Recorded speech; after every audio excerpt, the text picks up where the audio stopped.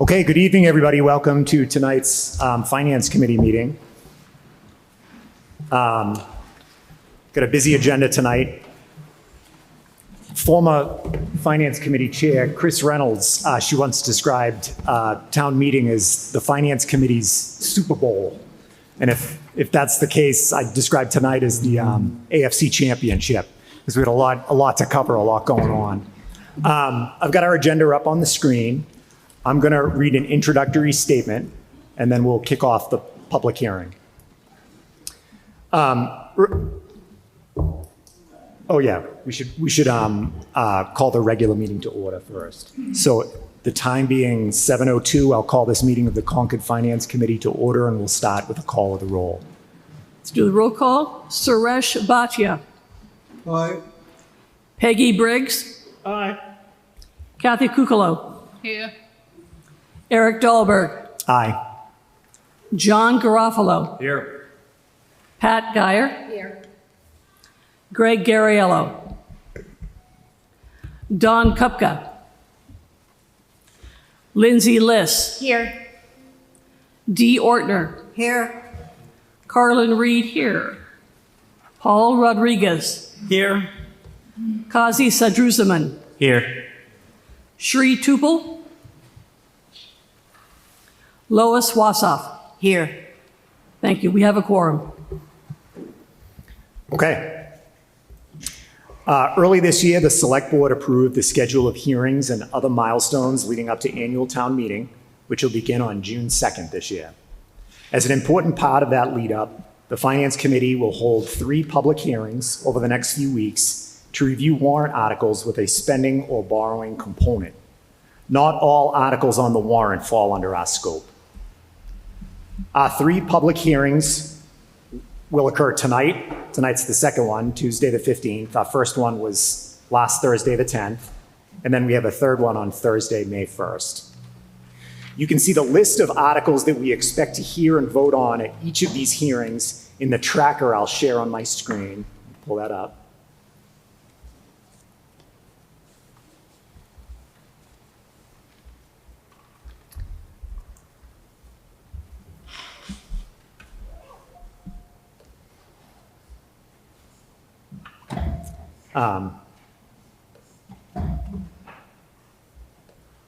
There it is. The purpose of the public hearings is for article sponsors to present and solicit public input on each warrant article. They'll help inform our deliberations and our votes on whether to recommend approval or some other action at town meeting. And that is our role here. We're not approving or rejecting articles. We're ultimately making recommendations to the voters at town meeting. We can vote one of 3 ways on each article. 1, we can vote to recommend affirmative action, which means we think it should be approved.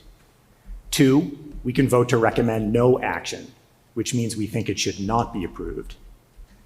3rd, we can vote to defer action, which is a procedural maneuver. That means we need more information, we're not yet able to vote. For each article, we will hear a brief presentation by the article sponsor. We ask sponsors to limit their presentations to no more than 5 minutes. I'll then invite FinCom members to ask any clarifying questions. I ask that FinCom members keep their questions relevant to our scope and responsibilities, which include impacts to spending, borrowing, revenues, and taxes.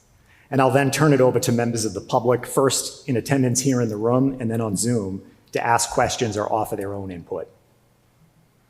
We ask that members of the public limit their comments to a total of 2 minutes. If you're in the public hearing room, please stand up and approach the microphone and you'll be recognized. If you're on Zoom, please use the raise hand feature. We will follow this cadence for all articles on the agenda tonight and then adjourn the public hearing. After all articles on the agenda are heard, we will then reconvene in regular session to discuss and possibly vote positions for each warrant article heard during the public hearing. And those regular sessions are, of course, open to the public as well. As with all public meetings, we expect a civil dialogue. Public comment will be limited only to the article or issue being discussed. All speakers must abide by the time limits, and all public comments must be made through the chair. That's me.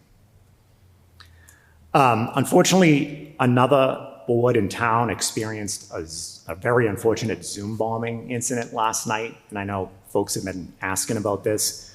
We use a different meeting format on Zoom, so the risk of that happening is low. I wouldn't say it's zero, but it is low. We have a protocol in place if something like that should happen to quickly cut it off. And I'll look to the staff to help with that in the unlikely event it happens. Now tonight we're honored to welcome our counterparts from Carlisle, the Carlisle Finance Committee, who will join us in a joint public hearing for the two high school articles. First, Article 12, the region's budget, and then Article 13, the amenities building. We're going to hear those first out of numerical order for the members of the Carlisle Finance Committee's convenience. They are then welcome to stick around or not once we wrap up those public hearings, or those hearings on those two articles. So without further ado, we'll kick off the public hearing with the first article on our agenda tonight, which is Article 12. Before we do that, we should formally open the public hearing. We'll need to do that as a roll call vote, and then Carla, I think you need to do that as well, right? Okay. Can I get a motion to open? Can I get a motion to open the public hearing, please? So moved. Can I get a second? Second. Roll call vote. Suresh Bhatia. Aye. Peggy Briggs. Aye. Kathy Kukalo. Yes. Eric Dahlberg. Yes. John Garofalo. Yes. Pat Geyer. Yes. Greg Garriello. Don Kupka. Lindsay Liss. Yes. Dee Ortner. Yes. Carlin Reed, yes. Paul Rodriguez. Yes. Kazi Sadruzaman. Yes. Sri Tupou. Lois Wassoff. Yes. Okay, so we have voted to open the public hearing. Carlisle, would you like to take a roll call vote? All right. I'd like to open the joint meeting with the Concord Finance Committee with a roll call vote. Bernstein here. Cataccio here. Liang here. And you're still not showing Joe Berg, right? Okay, that's all of us. Thank you. Okay, we're ready to hear our first article, Article 12. Thank you. Good evening. I'm Lori Hunter, Superintendent of Schools. We're going to open the night by talking about the Concord Carlisle Regional High School budget. This year for FY26, we are proposing a budget of totaled $40,384,952. Why don't we go to the next slide? I think the highlights of this budget are that essentially it's a level services budget while we continue to meet legal mandates. And I think the asterisk on legal mandates is special education, which I'm going to talk about as we get further in. That was by far the biggest challenge and driver in the high school budget this year. And we'll open with gratitude for the acknowledgement of our challenges there and the collaborative work we did together to get here tonight. And I'll talk on that as we go. A couple other things of note, and you'll hear this both at the high school and at the CPS level, the closure of the shelter, the emergency shelter on August 31st means that we are not budgeting for those costs, which to date have been staffing and transportation. I need to work very closely with the state to make sure that students do not start the school year with us, because if they do, then they have rights to stay for the remainder of the school year, and we would need to transport. So that'll be something we watch of great caution and concern, but it's a risk factor that we have not budgeted for. Next slide. So you can see here, I'm not going to go through each of these in this slide. We'll highlight them as we go. We have an overall increase of 3.62%. And you can see the number that jumps off the page is out of district tuitions at 28%. We had an increase of just about $500,000 that needed to be managed since FY24. So that left us in deficit in '24 that needed to be compensated for, rolled into this year, as you know, and we've had to work through that. And now we're really grateful that there's been a recognition of the challenges going into '26, allowing us to hopefully start at a level budget. Next slide. Teaching and instruction, this is always our biggest driver in terms of salaries of the staff. We typically can have overall increases of 5% or so. We're bringing you an increase of 2.1% because we were able to offset some of those increases. Those are COLA and level steps and lanes, which teachers graduate through as they make their way in our district. We are proposing a reduction of just about one full-time FTE. We've had some increase in revenue from students tuitioning into our special education programs from other districts, which has helped to offset some of our costs. And we continue to look at hiring savings through attrition. Next slide. Other school services, our largest driver in this category was special education transportation, which is different than just the tuition cost. This is the cost of transporting students to the placements. So that was about a third of the driver here. Next slide. Maintenance and operations, 4.7% increase for $108,000. You'll see it's a number of items, including networking costs, increase our cybersecurity after a serious breach last spring. Heating costs are up a bit, and we've had to incorporate the stormwater assessment costs. Next slide. So this is where you see the special education impact, and we're just going to continue to say how appreciative we are that this number, some of it, most of it was not in guideline. That would have been directly competing for programs at the high school. So gross tuition prior to offsets increased from 3.5 million to just over 4 million, equating to 462,000 in increase. We were able to offset some of that through our circuit breaker and IDEA grants that are projected to be flat, and we'll talk on federal grants in a moment. And then we had some other moving pieces of much smaller nature in charter, school choice, and other organizations. But this was by far our biggest challenge. Thank you. Next slide. It's always important we bring you the excess and deficiency balance when we're bringing the high school budget. We are at 1.628 certified and free cash. We do anticipate, and we've been communicating this with the school committee over the last week, we've had some unexpected revenues from Minuteman Deshoba as that group has reconciled their books and a couple of other spots. So we're in discussion of whether or not we're going to avoid the 5% increase. And that can be a different topic. I know some folks were on the meeting with us last week and have heard that status. Just a reminder, we do contribute in revenue, $300,000 from E&D to offset the assessments to each community. Next slide. OPEB is a strength in the regional budget. We're at 60% funding. We are projecting a contribution of $375 in the FY26 budget. If the numbers are correct, we're projected to be fully funded by 2031. Next slide. This is the breakout to each community of the overall split by enrollment, right? This is always based on our October 1st enrollments. We did have a slight tick over to Concord this year, so the number shifted just a bit there. But you can see the overall assessment, we'll say without debt, and we give you both numbers so you can match them to your needs. Concord is at a 4.9% increase, and Carlisle at 3.75. Next slide, please. I've noted the risks of the homeless shelter. I'll just briefly reference we're very much attending to the federal government's statements and information as best as we can. We've had a lot of questions about what federal funding we received, so we did want to be sure everyone had that number.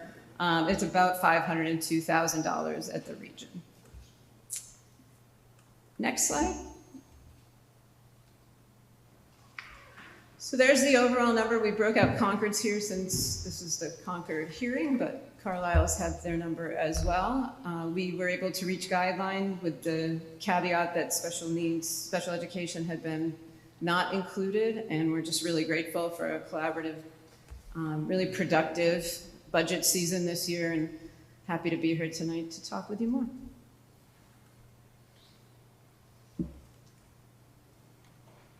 Thank you. Okay.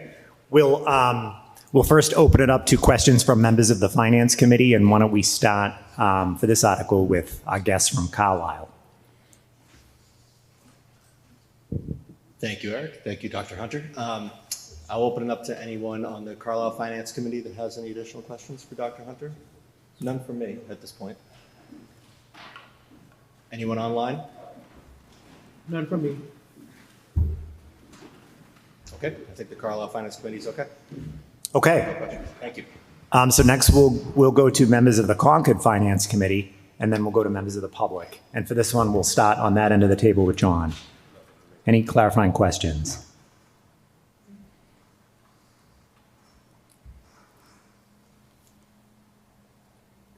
D. Yeah, OPEB.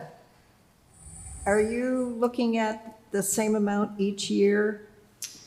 We've been reducing it slightly Okay. because we're on such a strong projection, and in full disclosure, we did use the OPEB funds this year and reallocated it towards special education. What we Right. brought to the committee the other night was the possibility of reinstating some of that with the Minuteman funds and otherwise. Mm-hmm.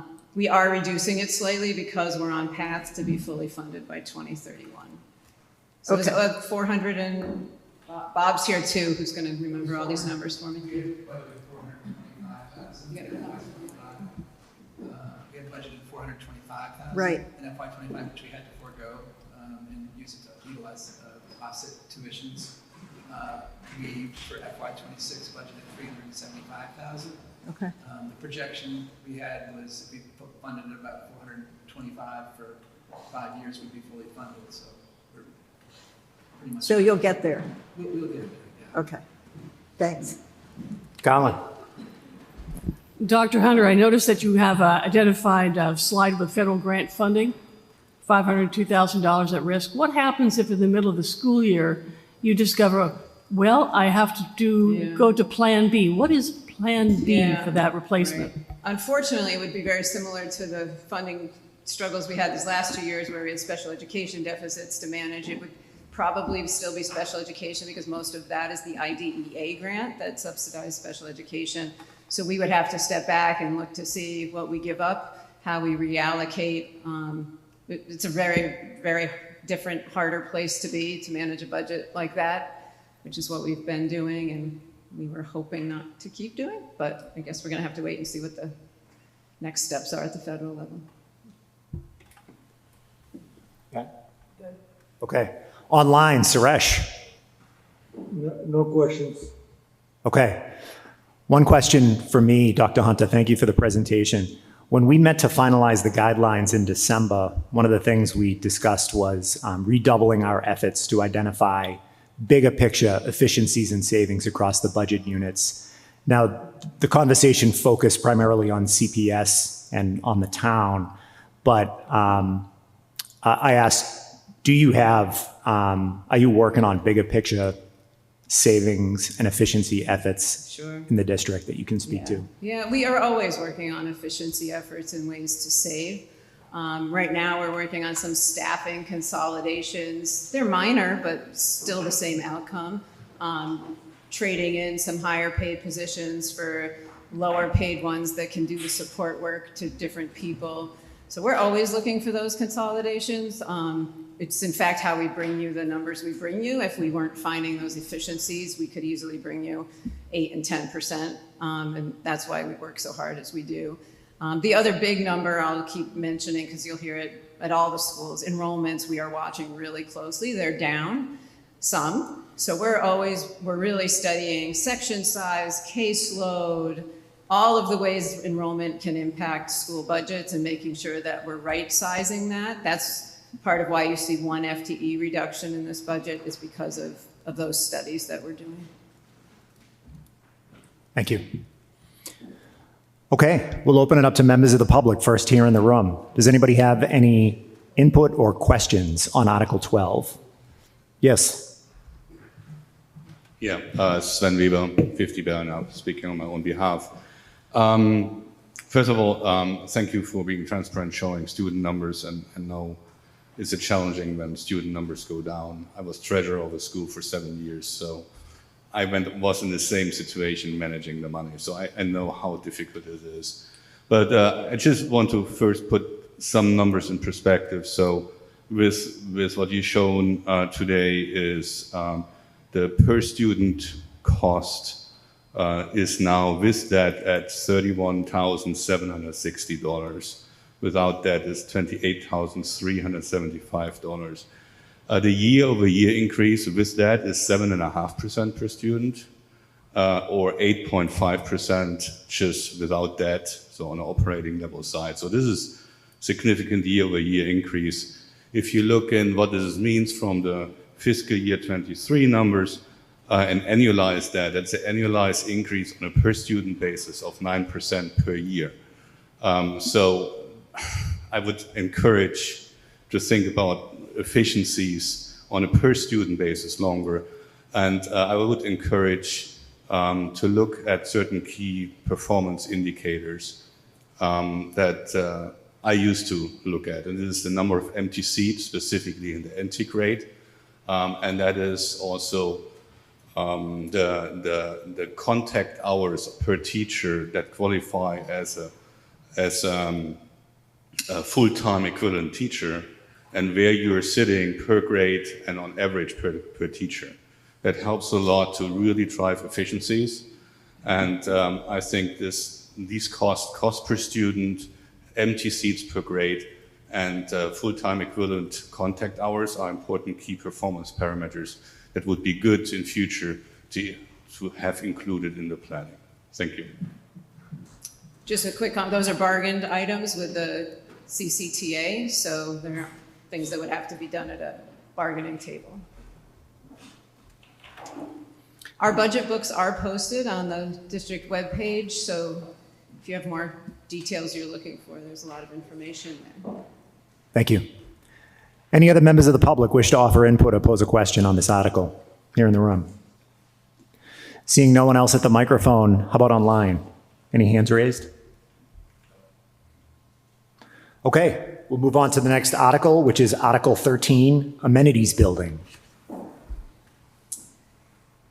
So thank you all. We've had a lot of work done and discussions since a year ago when we talked about the amenities building. I think first and foremost, we've gone into a design phase, which has made a great deal of difference in terms of really solidifying the numbers, creating the vision, giving us tangible things to share with the community, and obviously honing in on cost. So tonight, and I think it's important to talk about the structures of how the funding is being proposed. Carlisle, and they're here, and the two Carlisle members are here. Carlisle proposed their portion of the amenities building, which total is in the $1.8 million range. We actually think it might be a little less, but we're afraid to hope for that. Carlisle's portion, the 23% that they would be responsible for, has been supposed out of CPC funds in Carlisle for about $430,000. They're here and can answer more on that, and Carlisle FinCom can ask more there too. In Concord, we are here proposing a warrant article for borrowing of $1.4 million, which is 76% of the cost of the building. So that's the creative structure that took a lot of thought and consult. And so Concord's warrant article is actually a town article for the 1.4, which would then be designated over to the regional school committee if passed. Does that all make sense? All right, so that's the motion. The picture you have here is the most recent schematic where it's 75% design in the schematic process. So that's the 3D rendering of a 1,700 square foot cinder block building on the pad adjacent to Memorial Field. The goal, and really the only goal, is to provide accessible facilities to people using the lower fields, Memorial Stadium, as well as the other lower ball fields. And the building is going to consist of restrooms, a tiny concession area. Concession is even generous. We're going to sell prepackaged food, and a storage area. So we worked really hard. We heard the message from the community that we needed this to be cost effective and efficient. And we have had a great partnership with Gale Associates to try to deliver that to you. Next slide. So again, that's the pad where there's open pavement there now, right next to the field, next to the bleachers, between the tennis courts. And we have built within the scale of what is there. We have impervious surface limitations as well as other needs to make sure that we don't go beyond that. Next slide. And this is a very high level version of the work that went on to get us here. The first half of the fiscal year really was spent on exploring all possible funding sources. The school committee met with the state legislators. As time went on, as I know most of you are aware, Concord CPC was consulted, Concord Recreation was consulted. A number of other groups were asked to consider participating in the project and being part of the funding for this upcoming town meeting. That didn't pan out into anything for FY25, so that's why I have the article that's here now. My belief is the school committee moved this forward because we're seeing escalated costs that are even more astronomical than we could have envisioned, and waiting will continue to make this building get more expensive.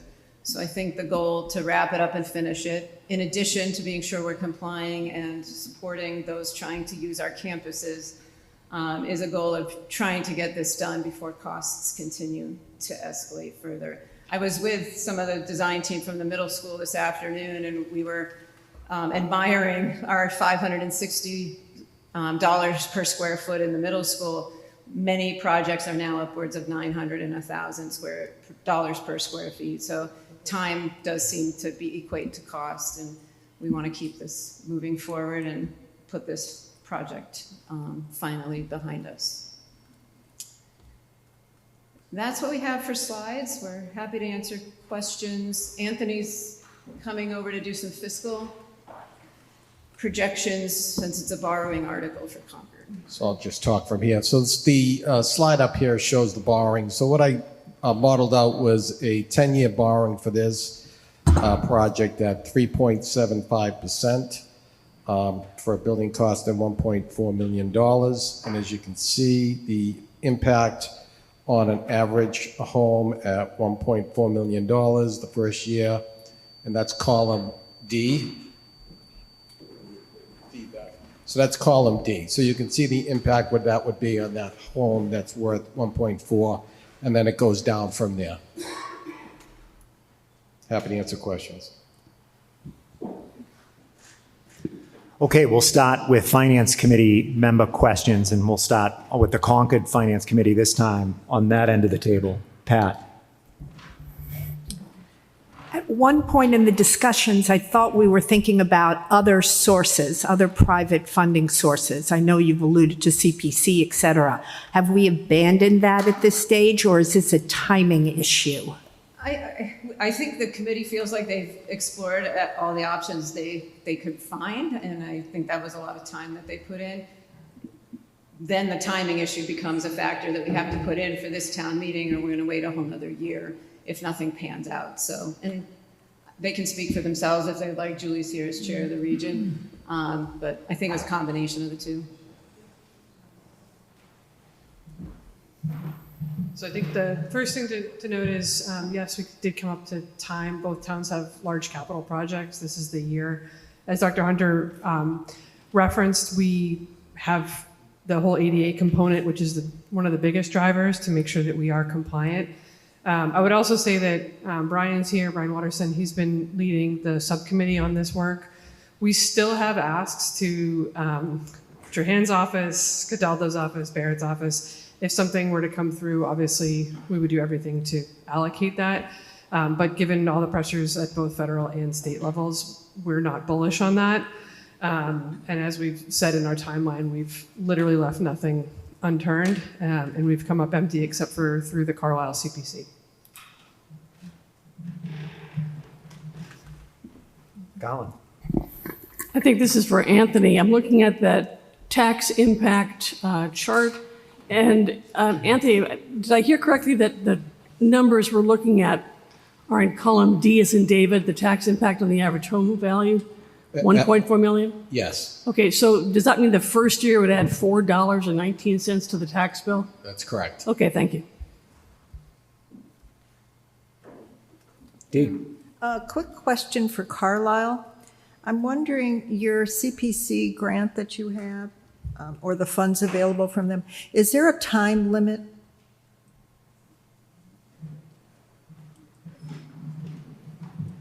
So Brian Watterson from Carlisle. The way it will be written is that the funds need to be used within 3 years' time, which is standard language in Carlisle for CPA grants. Thank you.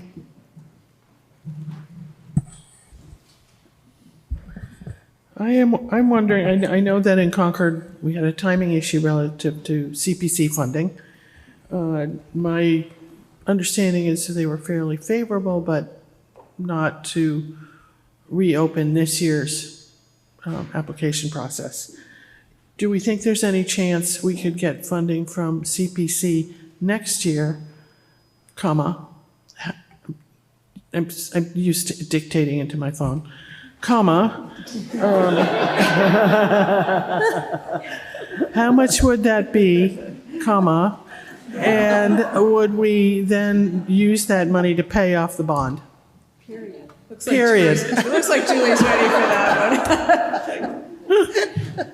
I think the biggest thing comes back to what Dr. Hunter mentioned. I feel like we're playing ping pong here. Is the costs that are going up. We know that there's tariffs coming. I think the other piece that we really have to consider that we talked about a lot when we were meeting with all the different groups is we are pushing this for this to be an accessible area. We are 10 years overdue. We have complaints that have come in verbally that we know eventually will come in written form and, God forbid, legal form. We know that there's been people who talked during the CPC that are carrying people who are in wheelchairs to bathrooms. And that's just, we can't have that. And I do want to come back to Pat's question around the fundraising. The biggest challenge with this project, nobody wants to raise money, thousands of dollars for toilets. It's a really hard thing to fundraise for. We can fundraise for a track. We will do that in the future years. We've fundraised for a number of other things. It's really hard to fundraise for toilets because that is really what this is. Thank you. My other question, which you're heading toward, is this going to be connected to the town sewer or is it on a septic system? No, it's on town sewer. Town sewer, so it'll further exacerbate our shortage in the town sewer system? A little bit? Can't speak to I mean, that. compared to porta potties? Yes, but it'll meet the plumbing code requirements that we are not meeting right now. Okay, thank you. Anthony, did you have a point? Yeah, Peggy, just to clarify, so you had a question regarding potential CPC funding. So because this is a debt exclusion article, it has to get done at the ballot box. So the ballot's not, the election wouldn't happen until the end of July. So I wouldn't be looking to borrow until the fall. So the answer is yes, they could still proceed with their project because they have a funding source once, if it's approved at the ballot box. But they could bring that back to CPC and then we could rescind the borrowing. Excellent, thank you. This end. Lois? Quick question. Dr. Hunter, what happens to this field during the summer?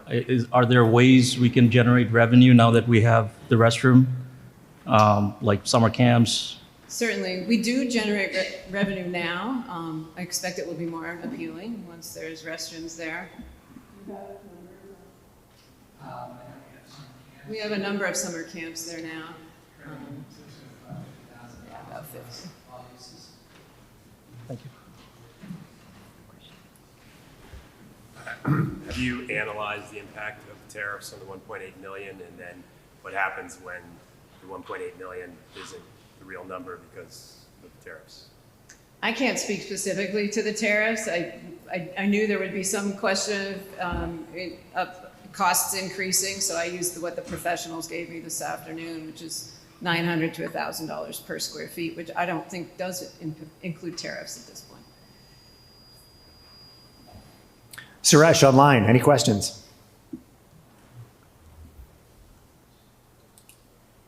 None. Okay. One question for me before we go to Carlisle. So Anthony, the CFO's, that information you shared, I thought was very noteworthy. I didn't know that. So there is still a possibility that Concord CPC could cover part of the cost of this. Is that your understanding? Yeah, I think there's, Yeah, but you can still proceed, they can still proceed with Yeah. the project because they can award the contract because we do have a funding source. Now, we'll switch that funding source if CPC allowed it, and, we could carry that, the debt until the end of the fiscal year and then borrow it towards the end of FY '26. Okay. So it's still doable, and I think the project would stay on time. Okay. And my understanding from the CPC deliberations was they were generally favorable to the project. It was just this process timing issue. I'd say that generally was what we heard. Okay. Is anybody from CPC here or on the line that can confirm that? To the CPC, I can tell you that it is, in fact, it was timing. So to the extent that when the next season for reviewing grants comes up, it can be presented again. Thank you, Kathy. Can I, you have two former chairs of CPC here. Not that that means we're experts. It doesn't mean a whole lot. I think what Anthony is saying, what we're saying is that we need the vote at town meeting so you have a source of funding and can put it out to bid and get the supposedly lower price. Then, before you actually bond, we could have a contribution from CPC. And the only question that Dee and I both are questioning is making sure that's not sort of back funding under CPC, which is not allowed. So if maybe if construction hasn't started or whatnot, it's a great scenario. Yeah, we can run that through town council. Yeah, thank you. Okay. Let's go to Carlisle FinCom and then open it up to the public. Thank you, Eric. No further questions from me. Yes, I have a question. Hello. It's related to the question I asked in Carlisle. So these bathrooms are going to be available during what hours, and how would they be staffed? Not thinking there's somebody there all the time, but assuming that somebody has to lock them and unlock them. Staffing is one of our biggest expenses.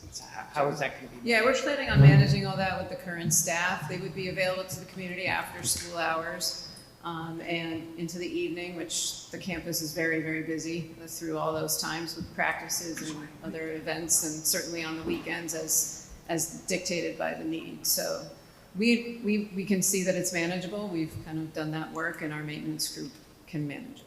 And that would work during the summer as well? I think so. It's actually even probably more flexible for us to manage it during the summer when school's not in session. Thank you. Thank you. Online, Victor or Mark, any additional questions? No further ones for me. I'll assume none from Mark. Okay. Carlisle Finance Committee is fine. Thank you. Okay, thank you. We'll open it up to public input starting here in the room, and we'll start with that microphone and we'll go back and forth. Thank you, Eric. Mary Hartman, 16 Concord Green. I'm Chair of the Select Board. I'm speaking on my own behalf. I'm interested in the funding of the $1.4 million on Concord's end of it. And I'm going back to Dr. Hunter, when you were presenting the budget for the high school, you mentioned that there's a possibility that you might get a refund from Minuteman, and that would be add to your E&D account, which would be over the statutory limit. And I know that the school committee voted to appropriate some of that to OPEB and some of that to a capital stabilization fund. So I'm wondering, what is the balance in the capital stabilization fund? And if you're considering using any of that money to fund this capital expense? I think right now, before this recent transfer, it was about $2,000. So we had used what we had for a balance in the stabilization fund for the roadway. So Concord didn't borrow as much for that then. Actually, both communities together didn't borrow as much. If we were to put this 200,000 in, then I think there would be a discussion of what would happen. The part I can't predict is with Carlisle funding out of CPC, how the 200,000 gets applied. It would probably come off the top, and CPC, and I'm looking at Julie for confirmation. CPC and Carlisle would probably be less. Right. But I certainly think the committee would have that discussion. I think you could figure it out. Yeah. But I would like to consider using Yeah. this stabilization fund. Thank you. Okay, go to this microphone. Public input. Sure. Mark Martinez. I'm on the Economic Vitality Committee, but speaking on my behalf tonight. So my understanding is currently the CPC has $1.5 million in it. And I know that, although there can be a request made, I'm not certain as to how much would be requested of the $1.5 million. And I know that in the past, affordable housing has been an important piece of CPC, but given the fact that it was just reported, I think that we're now at 16.2% affordable housing. I'm hoping, and there was, I think if you roll back the clock, I think there was even some miscommunication on CPC funds being used for the amenities building. So I'm just hoping that Anthony's right, and I'm wondering if we can get some closure around this, because I think at town meeting this is going to be a big issue. So I think we should know if we in fact use funds that are not CPCs, can CPC then replace? And what is the, could CPC meet before town meeting, I'm not sure whether they can, to give some indication of where they're headed? Because if they're headed for $200,000, it may not be helpful. If they're headed for $1 million, it could be super helpful. So I know that there's been this notion that, and there was a flip-flop on voting, and it's a 5-4 against sort of this precedential break, if you will. But I'm just wondering if we can, either through the select board or through this, or for the FinCom, to make some recommendation with town council to get certainty on how much will it work, and really what are the taxpayers, being asked to bear. And I know it may be somewhat de minimis based on, on the amount per household, but I think that this is going to be a big issue. And so the more certainty we can get, the better. Thank you. Thank you. Sven Weber, Chair of Public Works Commission, and this time speaking as such. So with respect to the sewer question, I just checked with Alan Cathcart, the Director of Public Works. As of our knowledge, there was no application so far for a sewer connection. And I have two questions. A, when would we expect that? And we need to flow for that ASAP, because we are limited in sewer capacity. And the second question is the relatively high sewer connection fee we have because of our limitations baked into the budget here?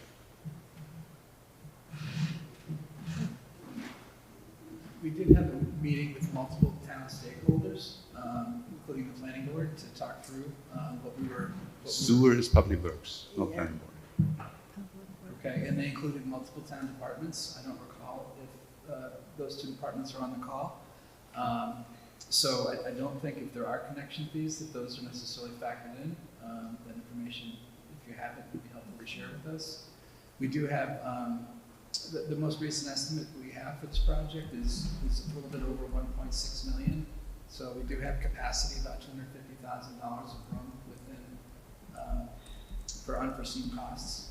So there is some contingency baked into what we're presenting. So I will talk with Public Works staff, and you should reach out to Public Works to make sure sewer capacity and fees are transparent well before the town meeting. Thank you. Cynthia Rainey, 80 Hunters Ridge Road, member of the school committee, speaking for myself. As we're asking for, the school committee is asking for money, I think we need to fine tune the presentation to be very transparent about what we're asking of Concord, the discussion around the CPC or not. I have a feeling they're going to say they need to deliberate as a new committee, as all committees do. So we won't get a specific answer at town meeting, I don't think, about what they can do. But if the possibility is there, we need to be clear. The other thing is, I don't think you're really selling what you were all talking about, what the community needs. And I think you need to really sell the components of that really improve that part of the campus where it's a severe problem right now, because it didn't really come through in the slides. So in the book that we're going to produce, I'm not sure what the deadline is. I don't know if the moderator can tell us that. So that's it. Thank you. Any other public input or questions here in the room? Seeing no one at the microphone, anybody online? Any raised hands? Yeah. Diane Proctor. Go ahead, Diane. Thank you very much. I guess all I have is audio possibility, and so that's fine.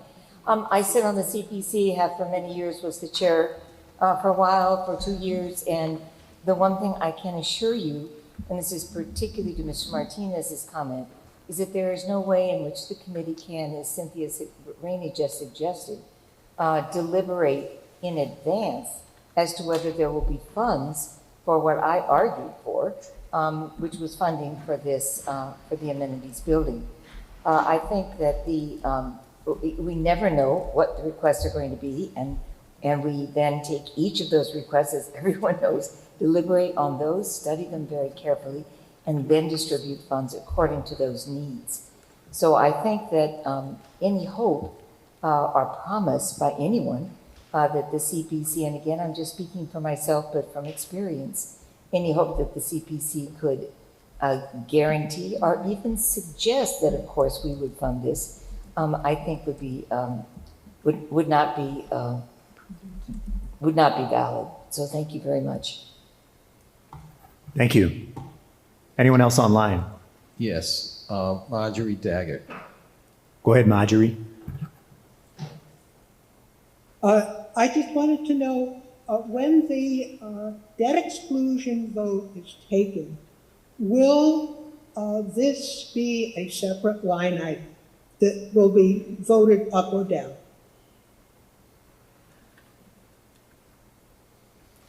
Yes, so this will be part of a special election, this and the road project, if that was to pass town meeting. They would both go and there'd be separate votes that would need to be taken. Thank you. Anyone else? Paul Bohm. Go ahead, Paul. Hi, I just wanted to add some color commentary to Diane's statement. So I am on CPC as well. So at the meeting on February 4th, where the CPC declined because of procedural matters to review the application, there was a clear sense, there was an informal vote on the project. And at that time, and we've characterized it, that there was unanimity, there was support for the project. This does not guarantee anything for the coming cycle. But Eric, you asked that question earlier. I just wanted to let you know there was a sense of strong support. There is a meeting of CPC on May 20th. I don't know, I'm not the chair. Bert Flint is the chair. I'm not sure what's on the agenda, but this informal topic could come up again, and the sense of CPC could be taken. But to Diane's comment, there's nothing guaranteed because the personnel in CPC would probably change a bit, so there's no, it's not clear what's going to happen after town meeting, but I think you can get a clear sense of where the CPC is before town meeting. Thank you. Anyone else? That's it. Oh, 1 second. Diane Proctor again. Go ahead, Diane. Thank you, and thank you, Paul, for that commentary. There certainly was pro-sentiment on the part of the committee last year, but I can assure you that we will not be able to say anything. It would be not just impolitic, but illegal for us to suggest that something is going to be funded in advance of the new committee meeting and deliberating. As much as that particular group that presently sits might be in favor of this, and I believe in general we are, I don't think we can at all speak for or anticipate how another committee would vote, mainly because we don't know what the other applications and expectations will bring. So thank you. Okay. Anyone else? Okay. That wraps up input on Article 13. Thank you for the presentations and discussion. That also wraps up the joint hearing with the Carlisle Finance Committee. Sure. Okay, with that, I'll take a motion to close the joint finance committee meeting between Concord and Carlisle. Do I have a second? Second.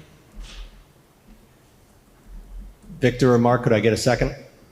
Second, this is Mark, I second it. Oh, thank you, Mark. Okay, roll call vote. Aye, Bernstein. Brown eye. Cataccio, aye. Yang aye. Okay. Thank you all.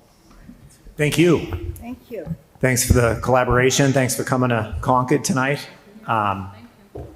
We look forward to doing this more next year and into the future. Thank you. Okay, so we'll continue on with our agenda and we'll revert to numerical order. We'll go back to Article 3.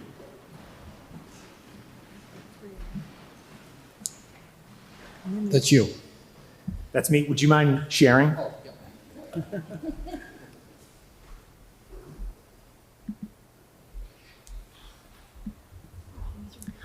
So Article 3 is a procedural article, routine. My understanding, it's been routine since 1992, which was certainly before my time.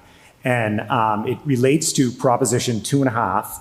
And what it means in plain English is that if anybody proposes new spending at town meeting, they have to tie it to a corresponding decrease in spending elsewhere. Can you proceed to the next slide?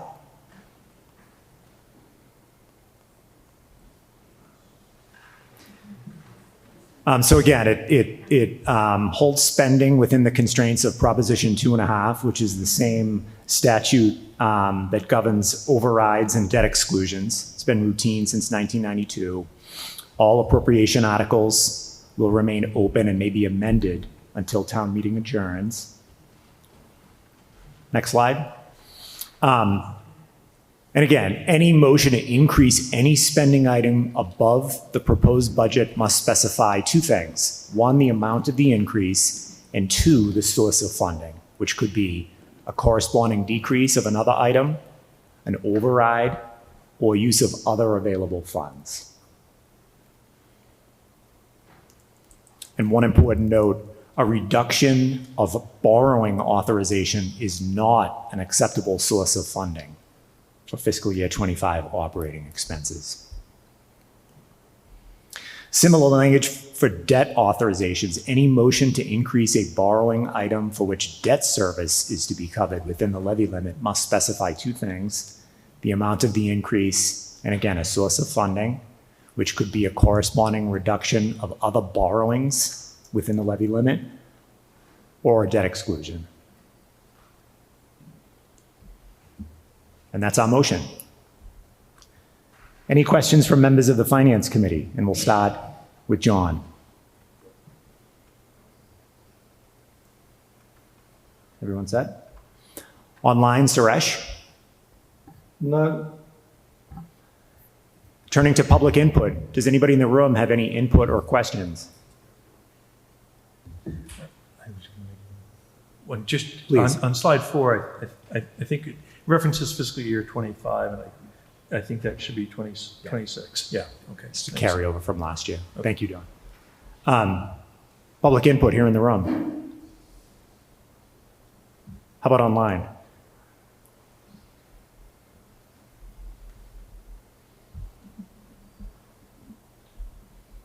No one? I don't see anybody on my end. Okay, that's Article 3. We can proceed to Article 6, fiscal year 2025 budget line item adjustments.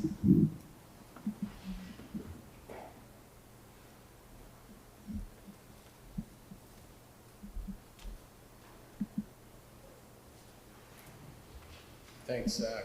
All right, so Article 6 is, again, that should say FY26 budget line item adjustment, so we'll make those corrections. We don't anticipate any motion at this point in time. Next slide. So just as a reminder, the town's budget is appropriated by the town meeting in 14 distinct line items, and the town manager must manage the bottom line for each category.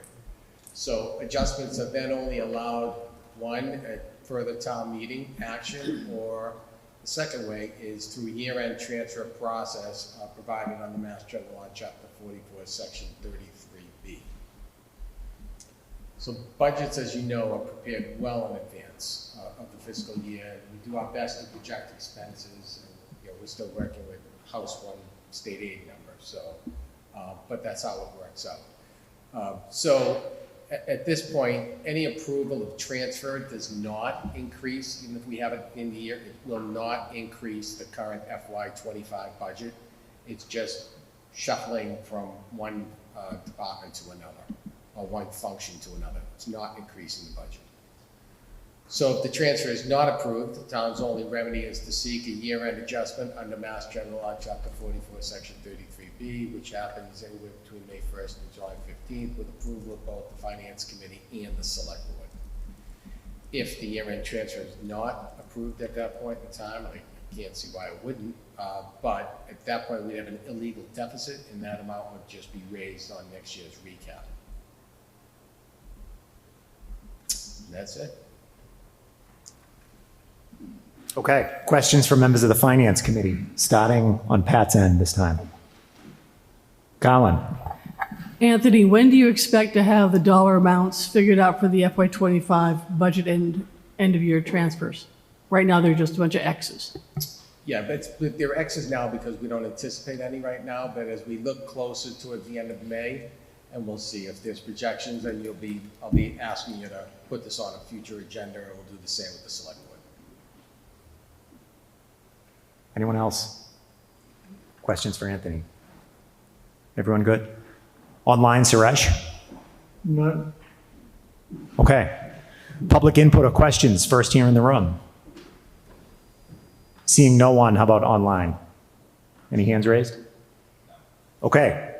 That's Article 6. Article 7, fiscal year 2026 town budget.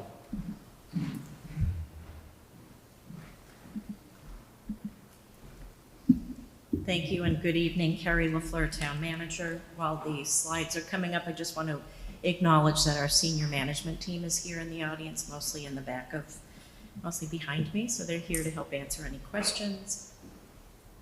Article 7 requests that the town vote to appropriate the sum of $63,630,061 for the operation of town general fund departments and joint accounts for fiscal 26. The town's operating budget is divided into 7 cost centers: general government, finance, planning, land management, human services, public safety, public works, and unclassified. Several of the cost centers are then further divided into departments and divisions. To kick off our budget process, each budget manager was asked to submit a level services budget for fiscal 26.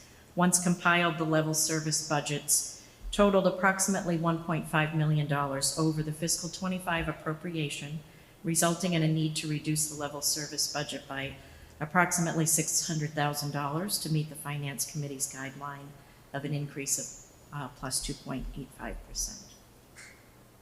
Next slide, please. This slide details the reductions being proposed for fiscal 26 to meet the budget target. The proposal includes a reduction of approximately $200,000 in expenses and approximately $400,000 in personnel. The bulk of the expense reduction will come from the facilities management division as we continue to take advantage of savings resulted from a consolidated approach to facilities management and custodial services. The reductions in personnel result in a net FTE reduction of 4.74, including the elimination of 1 vacant position, voluntary reassignments, and 1 planned layoff. Next slide, please. Effective July 1st, 2025, the Office of Sustainability will be led by Deputy Town Manager Megan Zamuto with the assistance of a management analyst. And Concord's commitment to sustainability will remain unchanged. Concord continues to advance its environmental goals through the leadership of key departments and strong collaboration with community partners. Sustainability is embedded across all operations, guided by the town's Climate Action and Resilience Plan. This slide highlights the work currently being undertaken within various departments to meet Concord's climate action goals.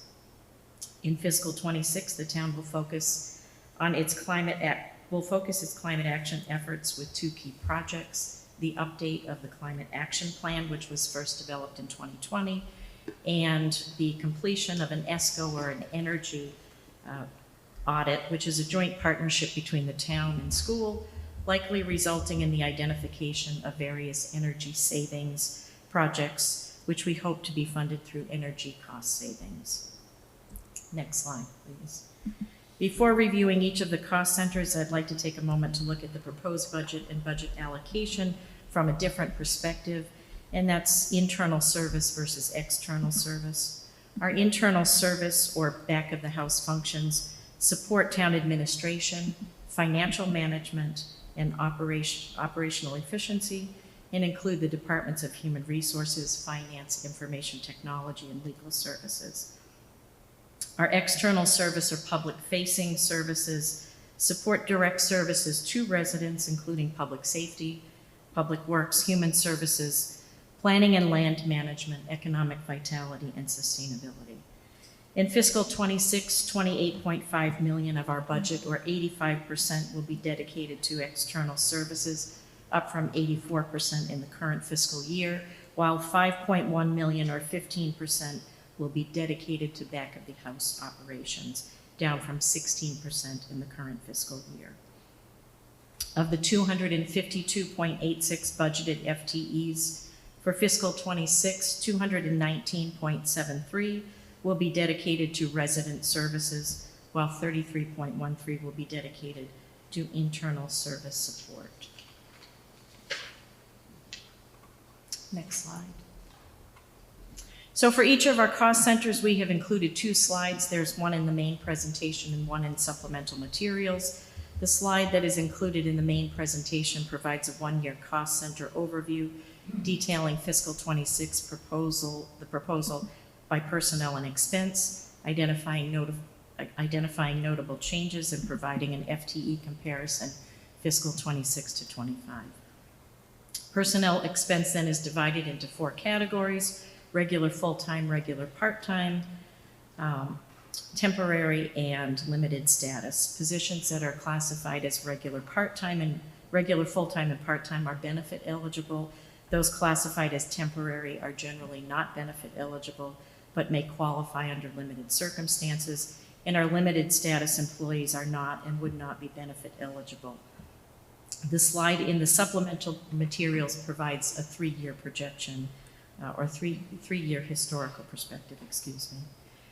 So in fiscal 26, the general government cost center is down 2.4% and 3.95 FTEs. Staffing adjustments are proposed in the town manager's office, HR, IT, and sustainability. And again, as of July 1st, 2025, the deputy town manager will be assuming the role of sustainability director.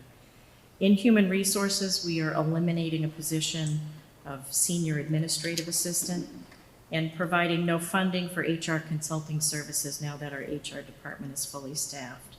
We will see the apportionment of the assistant town manager's FTE across HR and human services in the amount of 75-25, as the incumbent serves as department director for both. In IT, we are not funding the full-time position of business systems analyst or the part-time position of GIS analyst to account for the change in scope of the director's position due to the reassignment of our broadband activity to the light plant. Next slide. In fiscal 26, the finance cost center is up 4.26% over fiscal 25, and there is no change in FTE. The largest increase is in accounting, allocating additional funding as we continue to optimize use of our new financial ERP Munis with the intent of reducing manual work to improve timeliness, and financial reporting. Next slide. In fiscal '26, the Department of Planning and Land Management Cost Center is level funded, made possible through new higher salary savings, but also resulting in some decreases in temporary staffing, most notably in natural resources, and we have an adjustment we're making to our seasonal ranger program. Next slide. In fiscal '26, the Human Services Cost Center will see an increase of 10.31%, or about $360,000. Residents will see no change in library hours of operations, and the town will meet its state-required minimum spending in all categories. In the Council on Aging, we will no longer use any of our community chest grant to fund any portion of staff salaries, and instead dedicate those grant funds to programming, which has been a long-standing request of the grantor. All staff salaries will then be funded through the general fund and through the state formula grant. We will also reduce our COA FTE by 1 position and transfer that to Human Services department-wide, creating a Human Services generalist position to better support both the department and our Human Services boards and committees. Next slide, please. In fiscal '26, the Public Safety Cost Center is up 4.49%, or about $543,000. While there are no notable staffing changes, we have created a standalone dispatch function and are presenting it in that way for the first time in fiscal '26. Further, we are exploring the opportunity to provide contracted or hosted dispatch services to our neighboring communities.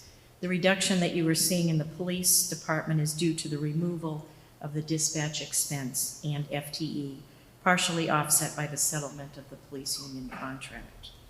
The increase in the fire department is currently, that we're showing is minimal, as the fire union contract expires on June 30, 2025, and we're currently in negotiations. So the adjustment for any salary is being carried in the salary reserve account rather than within the department. We've also made an adjustment in the OT line in fire, and we do expect that we will see some adjustments to shift strengths throughout the year. Next slide. For the first time in fiscal '26, we have moved facilities into the Public Works Cost Center, even though functionally it's been a part of the operation since fiscal '24. As a result, we will see a decrease of 1.8%, or about $131,000. And again, this is the reduction we're taking in the facilities department. The FTE reduction of 1 accounts for a workload adjustment that was in process when we were preparing our fiscal '25 budget. This adjustment of 1 FTE is moving from the general fund budget to the solid waste enterprise budget and is in line with historical staffing allocations. Next slide. In fiscal '26, the unclassified cost center is up 19%, or about $156,000, all within the salary reserve. This is the account where we hold funding to settle any union contracts, non-union merit adjustments, and any other anticipated salary adjustments. Next slide. The balance of the proposed increase is in joint accounts totaling $29.95 million, or just over 47% of the town's budget. This is up 2% from the current year and summarized here on slide 13. These expenses can be divided into 2 main categories: employee benefits and debt service. Employee benefits totaling $16.4 million, or about 54.8% of this category's expense, include health insurance, retirement expense, and payroll taxes. Health insurance is purchased through MIA, which is the Massachusetts Interlocal Insurance Association. It is the largest municipal joint purchasing cooperative in Massachusetts. In fiscal '26, the premium renewal is 14.84%. This is the largest increase that we've seen since the COVID-19 pandemic, and it's particularly impactful to the budget given the nearly flat renewal for fiscal '25, as we moved from, we were just talking about Minuteman Neshoba Health Group, to MIA. Debt service totals $13.5 million, or about 45.2% of this category's expense, and it includes annual payments to fund Concord's debt service, both within the levy and excluded from the levy, Within the levy, the debt service payments are split 85% town, 15% school, while excluded debt is split about 4% town, 96% school. In total, the town's fiscal 26 debt service expense is projected to be just over 16.9 million, which includes the permanent financing for approximately 85% of the middle school. Of this total, 13.5 million is appropriated here in this article, with the balance of about 3.4 million appropriated as part of our annual regional school district assessments. Okay, next slide and last slide. To recap, the budget request provides for an overall increase of 2.85%, or about $933,000, with an overweight emphasis to external resident-facing services. It reduces existing FTE by a net of 4.74, some of which is being taken earlier than anticipated, which will make fiscal 26 particularly challenging. However, we also recognize and respect the need to balance all spending, both operating and capital, against the financial burden placed upon our taxpayers. Thank you. Thank you.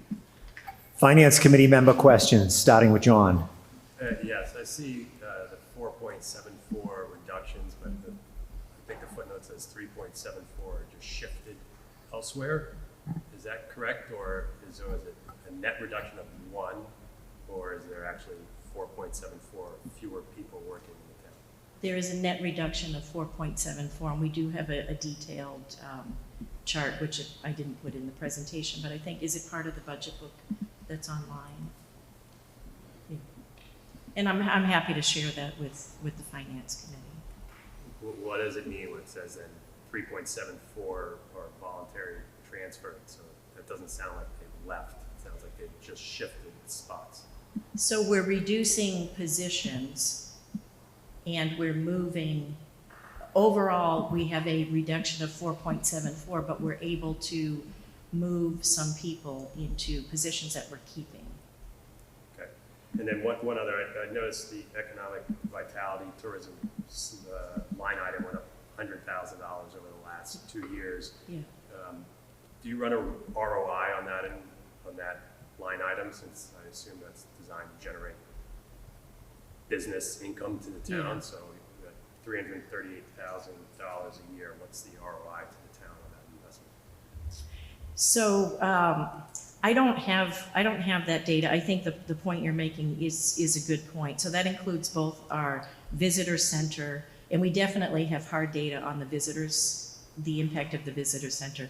But then the other half is our economic vitality manager, and I don't have hard data on that. But I think that's something that we'd like to see going forward, because we created that position with the intention of helping.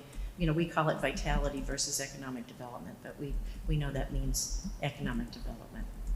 We should have a number of non-residential tax income pre that spot and then post. Shouldn't that tell us if that's a good investment of taxpayer dollars? And has that not been asked before? Yeah, I mean, I do think Anthony wants to say something. Can I just? I want to point that the $100,000 shift was the position that was previously carried under the town manager's office that we shifted. So it's not an additional $100,000. We just created that shift over to the economic vitality, now includes the visitor center and the economic vitality manager. Yeah, I didn't take John's question as you weren't. I don't think you were asking about an increase. You were asking about the value that the spend brings. We created a position that's now $338,000. That's some of that for the visitor center. So has that been a good use of taxpayer dollars? And if it hasn't been studied, then why not? I think that is a good point. I think that's something that we can look at. I think you have to balance it. We've already talked tonight a little bit about the limitations that we have on development because of sewer capacity, but there are other things that can be done, and I think that's something to look at. I think that's a great thing to ask the Economic Vitality Committee to help with too. So appreciate the comment. Other questions? Kathy?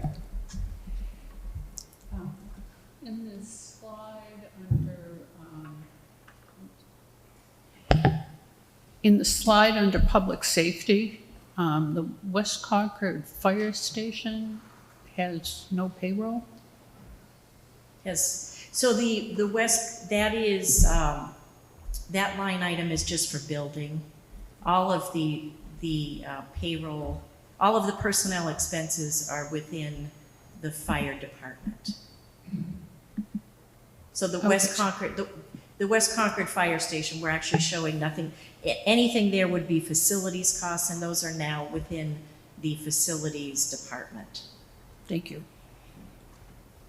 We probably should just take that out. But I think when you're looking at a budget over a bunch of years where we did have some funding there, we're not past. Living close to the West Concord Fire Station, I'd like to see some firefighters there. So, There are firefighters there 24/7. okay, thank you. Questions on this end? Don? Yes, thanks for this. This is very helpful. I want to follow up on John's questions.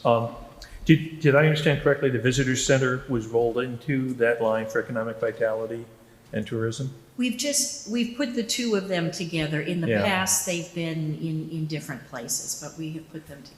So do you recall roughly how much is the visitors? So the economic vitality is, I would say, between $100,000 and $120,000 of that, and the rest is the visitor center. And does that economic vitality position serve as a point person when a new business wants to come to town, as somebody to sort of steer them through the process here, or do they not get involved in that?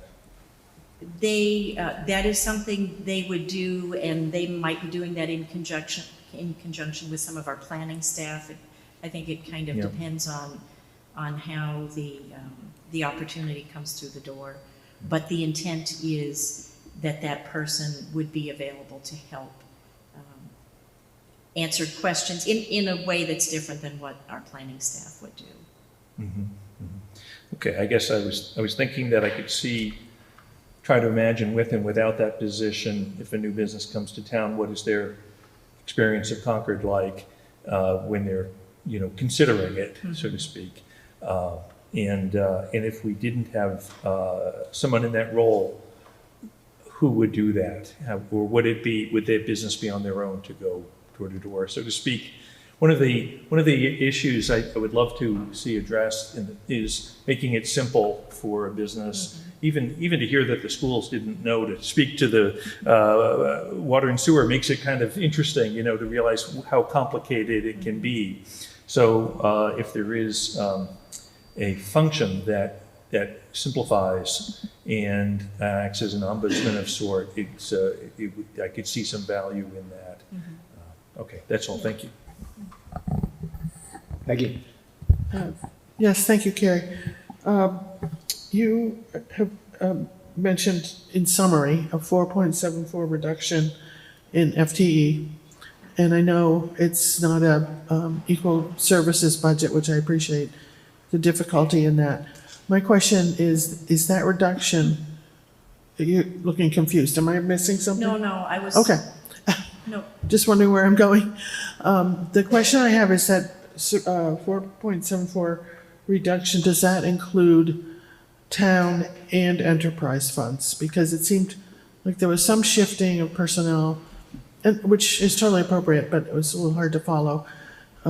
So the bottom line is 4.74 FTE reduction. Does that include enterprise funds as well, staffing? Or are we moving people to enterprise funds so they are not in the town budget? So I was actually looking to see if I had a copy of the chart, that the FTE chart, and I could point you to that. I don't have a full printout of all of the supplemental slides, and I'm not sure if it's in there. So the 4.74 is the net reduction. It takes into account the one adjustment where we have somebody in Public Works who is moving to the Solid Waste Enterprise Fund. So we did not too many years ago, we had one FTE in solid waste. We've had a lot of moving parts, I guess, in the Public Works Department. We currently have 0 staff allocated from a budget perspective to solid waste enterprise, even though we have somebody doing that work. So the 4.74, it is the net reduction, and I think, yeah, okay, so it's up on the slide. Perhaps this is helpful, and perhaps I should have included this in the main presentation. Well, at town meeting, I think it should be very clear that hopefully the 4.74 means we have 4.74 fewer people working on the town payroll, whether it's tax supported or enterprise supported total. That you've actually made that reduction, not moved staff from taxable accounts to enterprise accounts. Okay, I will make sure that is more clear. Thank you. Other questions? I just have a comment. My comment is, and I think I speak for our whole board, is that I know that this was a very painstaking process, and that meeting what we asked you to meet for a guideline was not easy to do. And I just want to thank you, and I want to thank Anthony for and anyone else associated with it, your whole team, for the work that went into creating this budget. It's probably the best one I've seen in my service to this committee. Thank you, and I Dee. appreciate it. Thank you. Thank you, Dee. Colin? Carrie, I'd like to turn to the revenue side of this budget. It's not part of your presentation, but I did look at the online budget for the nuclear.gov. And I was wondering if you can have the online version supplemented with some details on the revenues. I'm specifically interested in the detailed components of the other available funds part, because I saw in the write-up that it looks like of that, let's see, for fiscal year 26, of that 7.5 million, 1 million is expected to come from the new ambulance fund, and 612,000 coming from the PEG Access Fund. Is that last point right? Because their previous transfer has been $2,000. I do not believe that that's correct. Oh, The good. nice thing is the CFO handles the revenue side, so I'm going to let Anthony respond to that. Yeah, Carolyn, I went through this earlier today with Amalder. It wasn't 2,000. It's just, I think you're looking at something different. But if you go back and look at last year's, it's just we just increased last year by 2.5%. So last year was 500 and some odd $1,000 that was transferred, not 2,000. Well, since we don't have the budget books from last year, I'm not sure I could have looked at that. It's a spreadsheet that I shared with this board. Okay, that I'll talk I to you, think I'll talk to you offline about that, because I have some concerns about that particular dollar amount. The other question I have is, I'll ask you the same question that I did with the school committee. What amount do you have at risk from federal funds, and what is your Plan B backup? Yeah, so for us, we don't have, any federal funding that we have would be grants that we are applying for things that are not necessarily operational. So our big federal grant right now is the approximate $1 million that we have to move our ambulance from BLS to ALS. And I don't believe we feel that that's at all at risk, that has been committed. So we don't have, we really don't have other federal funds. We have state grants that may come from the federal government. But again, these are not for operational costs. They're project-based, so we would have to be looking at projects if that were the case. Okay, thank you. Anthony? Just to expand on that, one other thing, the other federal grant that we have is ARPA funds. And we're monitoring that real closely. There's some interest in that in Washington, The next quarter report is due at the end of this month. So we're going to be reporting to the federal government, but it's something that we are watching as, things change in Washington by the moment. So that is something that we heard a little rumbling about, and we're keeping a close eye on. Pat, you good? I'm fine. Okay. Online, Suresh. No questions, thank you. Okay. One question of my own before we open it up to the public. And same question I posed to school leadership. When we met to finalize the guideline in December, we came to consensus that we would redouble our efforts to identify savings and efficiencies across the budget units. Can you point to bigger picture savings and efficiencies and efforts along those lines that are either captured in this budget or in process for future budgets? Yeah. So we have captured some, and the FTE reductions are a result of those efficiencies where we've, through streamlining processes and software, we're able to remove some of the redundancies. I think that another thing that I mentioned in the presentation is we have set up an independent of sorts dispatch function with the intent of reaching out to neighboring communities to offer hosted service. So we had tried to do a regional service with Acton during the pandemic and decided not to move in that direction for a number of reasons. This is something where we really would just be a vendor to other communities, and we feel that we are able to do that at very minimal increased cost because some of our neighbors are small and their call volume is very small. And that is an opportunity for us to raise some funds to offset our dispatch expense. So that's something that we are looking at. And then I think you probably heard Anthony talk about some of the opportunities we see over the next several years, maybe with the school department and looking at some consolidation. That will be a longer process, but that's something that we would like to start as well. Thank you. Okay, we'll now turn to the public. Do any members of the public have questions or input? Yes. Shall I go, Eric? Thank you, Eric. Mary Hartman, 16 Concord Green, Chair of the Select Board, speaking on my own behalf. I'm glad that we recognize that this is not a level service budget.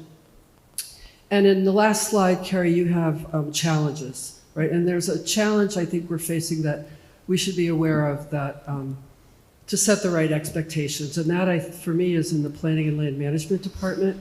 We've got level funding there, level head count, and we know that in the coming year, we're going to have zoning work around MCI. We're going to have some work around possibly Deaconess if that doesn't get approved at this town meeting. We've got some land coming available at 91B. Main Street that we're going to have to work with the state, hopefully, to get some affordable housing there. We also have a long-standing request from the town to overhaul our parking requirements. And we've also had a long-standing request from our business community to streamline some of our permitting processes, which require zoning changes. So we've got quite a bit of work that we're asking our planning department to do level funded. So I just I'm suggesting that maybe on that last slide where you have your challenges, that might be something that you want to set the expectations with the townspeople. Thank you.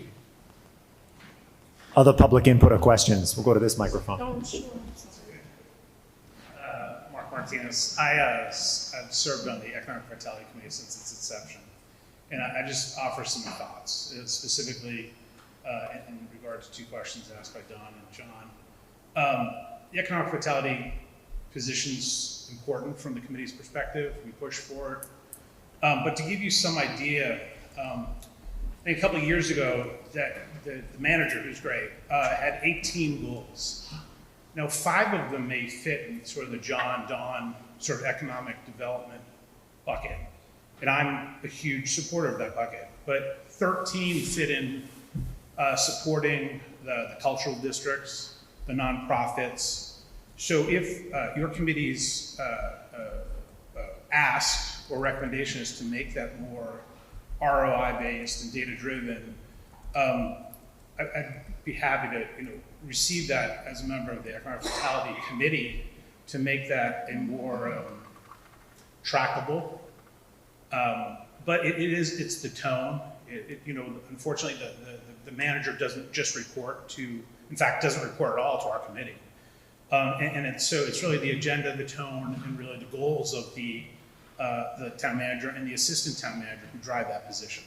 So I just wanted to make it clear that there are some significant, we talk about streamlining what we can do. The core job for me is, concierge service, exactly as you asked. Welcome to Concord, here's what we can do for you. But there's also a landlord, almost liaison role with brokers, to work with brokers to identify where the black spots are, the dark area, spaces in Concord, what would be a good fit.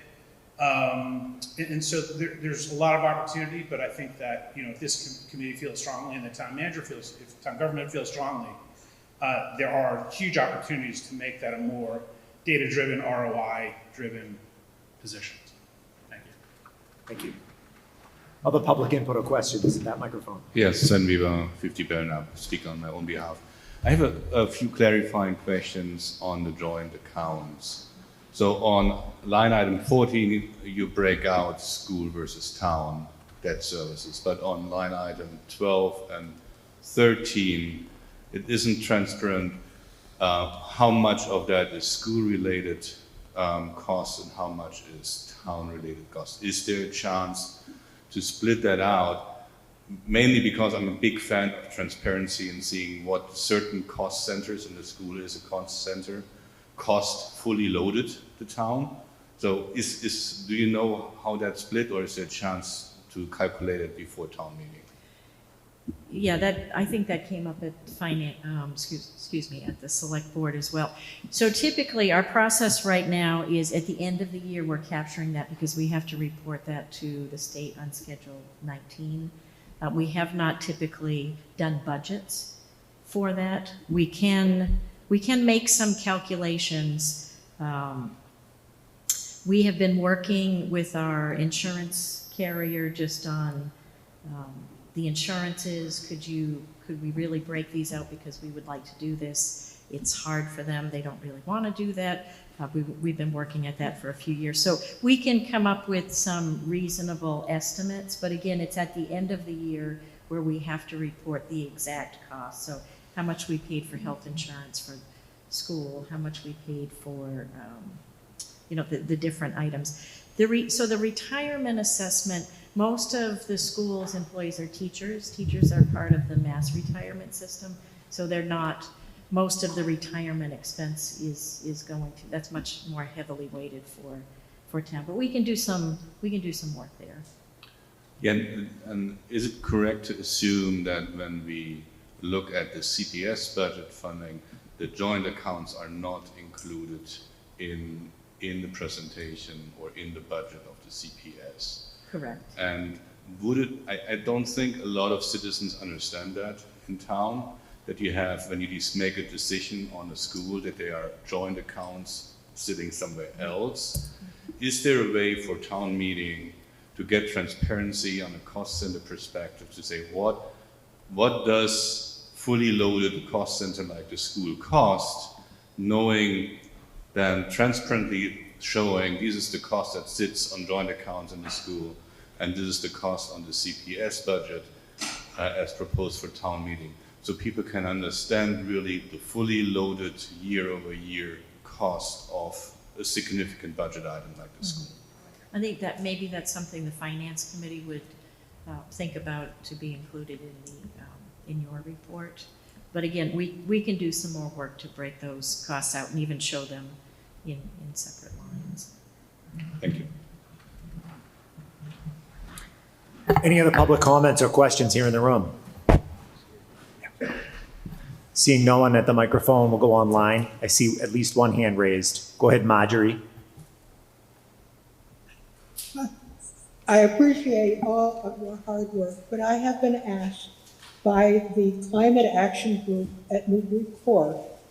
We're concerned about the elimination of the position of the Sustainability Director. And how will those duties of this sustainability director be covered after June? We would like a bit more specifics as to how that is going to be handled. Thank you. So currently, in the current budget, the deputy town manager is the supervisor for the director of sustainability. And beginning on July 1, with the opening of the fiscal year, the deputy town manager will be the director of sustainability. That will be one of the roles, and we're going to supplement that with some time from an existing staff member. We do understand that this is a change in our structure, in our Office of Sustainability, and both the Deputy Town Manager and I have been in conversations with members of the Climate Action Committee to talk to them about what the proposal is and the impacts. And this is something that we're going to be watching closely. I hope that this is the right move. I think it's the right move. I think we can manage the workload. We have a lot of staff throughout the organization that have expertise in various areas of sustainability, and the work of sustainability is done in every department. And so we do think we're mature enough in our the way that we approach sustainability work that we're able to make this move now. Okay, any other hands raised online? Okay, Don, did you have a closing comment? Yeah, I do. I've long suspected the joint accounts were a big piece of the puzzle here of the growth in the spending. As I look at your presentation today, which is very clear, so thank you for that. I see that the joint accounts are going up by $3 million. So 3 of the $4 million increase is in joint accounts. And I would like to suggest to you that that first slide in your supplemental slide deck is really an excellent overview showing how much is subject to guidelines, how much isn't. If you could include that and also highlight the increase in those categories. Because I think when we essentially have crowding out going on between the increases in insurance costs and debt service, that is 3/4 of the increase in the overall budget, leaving, then I think that kind of explains why we don't have a level services budget this year. The bigger problem really is this is a trend. It's a bit out of our control, but we can see it coming. So we have to anticipate that insurance continues to rise. Certainly the debt service is something we vote on at town meeting, and everyone I think should see this to understand that this is the product of those prior votes to increase debt service. And again, I think it's a crowding out of the budget. Thank you. Okay, that's Article 7. Article 8, debt exclusion for road maintenance. As we get set up, just a time check, it is 8:40. We've covered 5 articles. We have 12 to go. So I would ask presenters to adhere to our 5-minute limit guideline going forward. Good evening, Alan Cathcart, Director of Concord Public Works. How many early birds do we have in the audience? My apologies.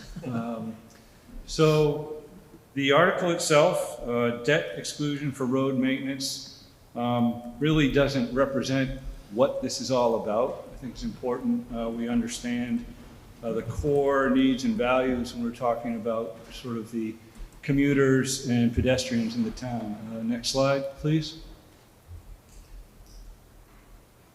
So who are our audience and stakeholders? If you look at this slide, it really represents everybody who's using the public way. And regrettably, roads does not necessarily cover it. We also talk about sidewalks, safety improvements as well.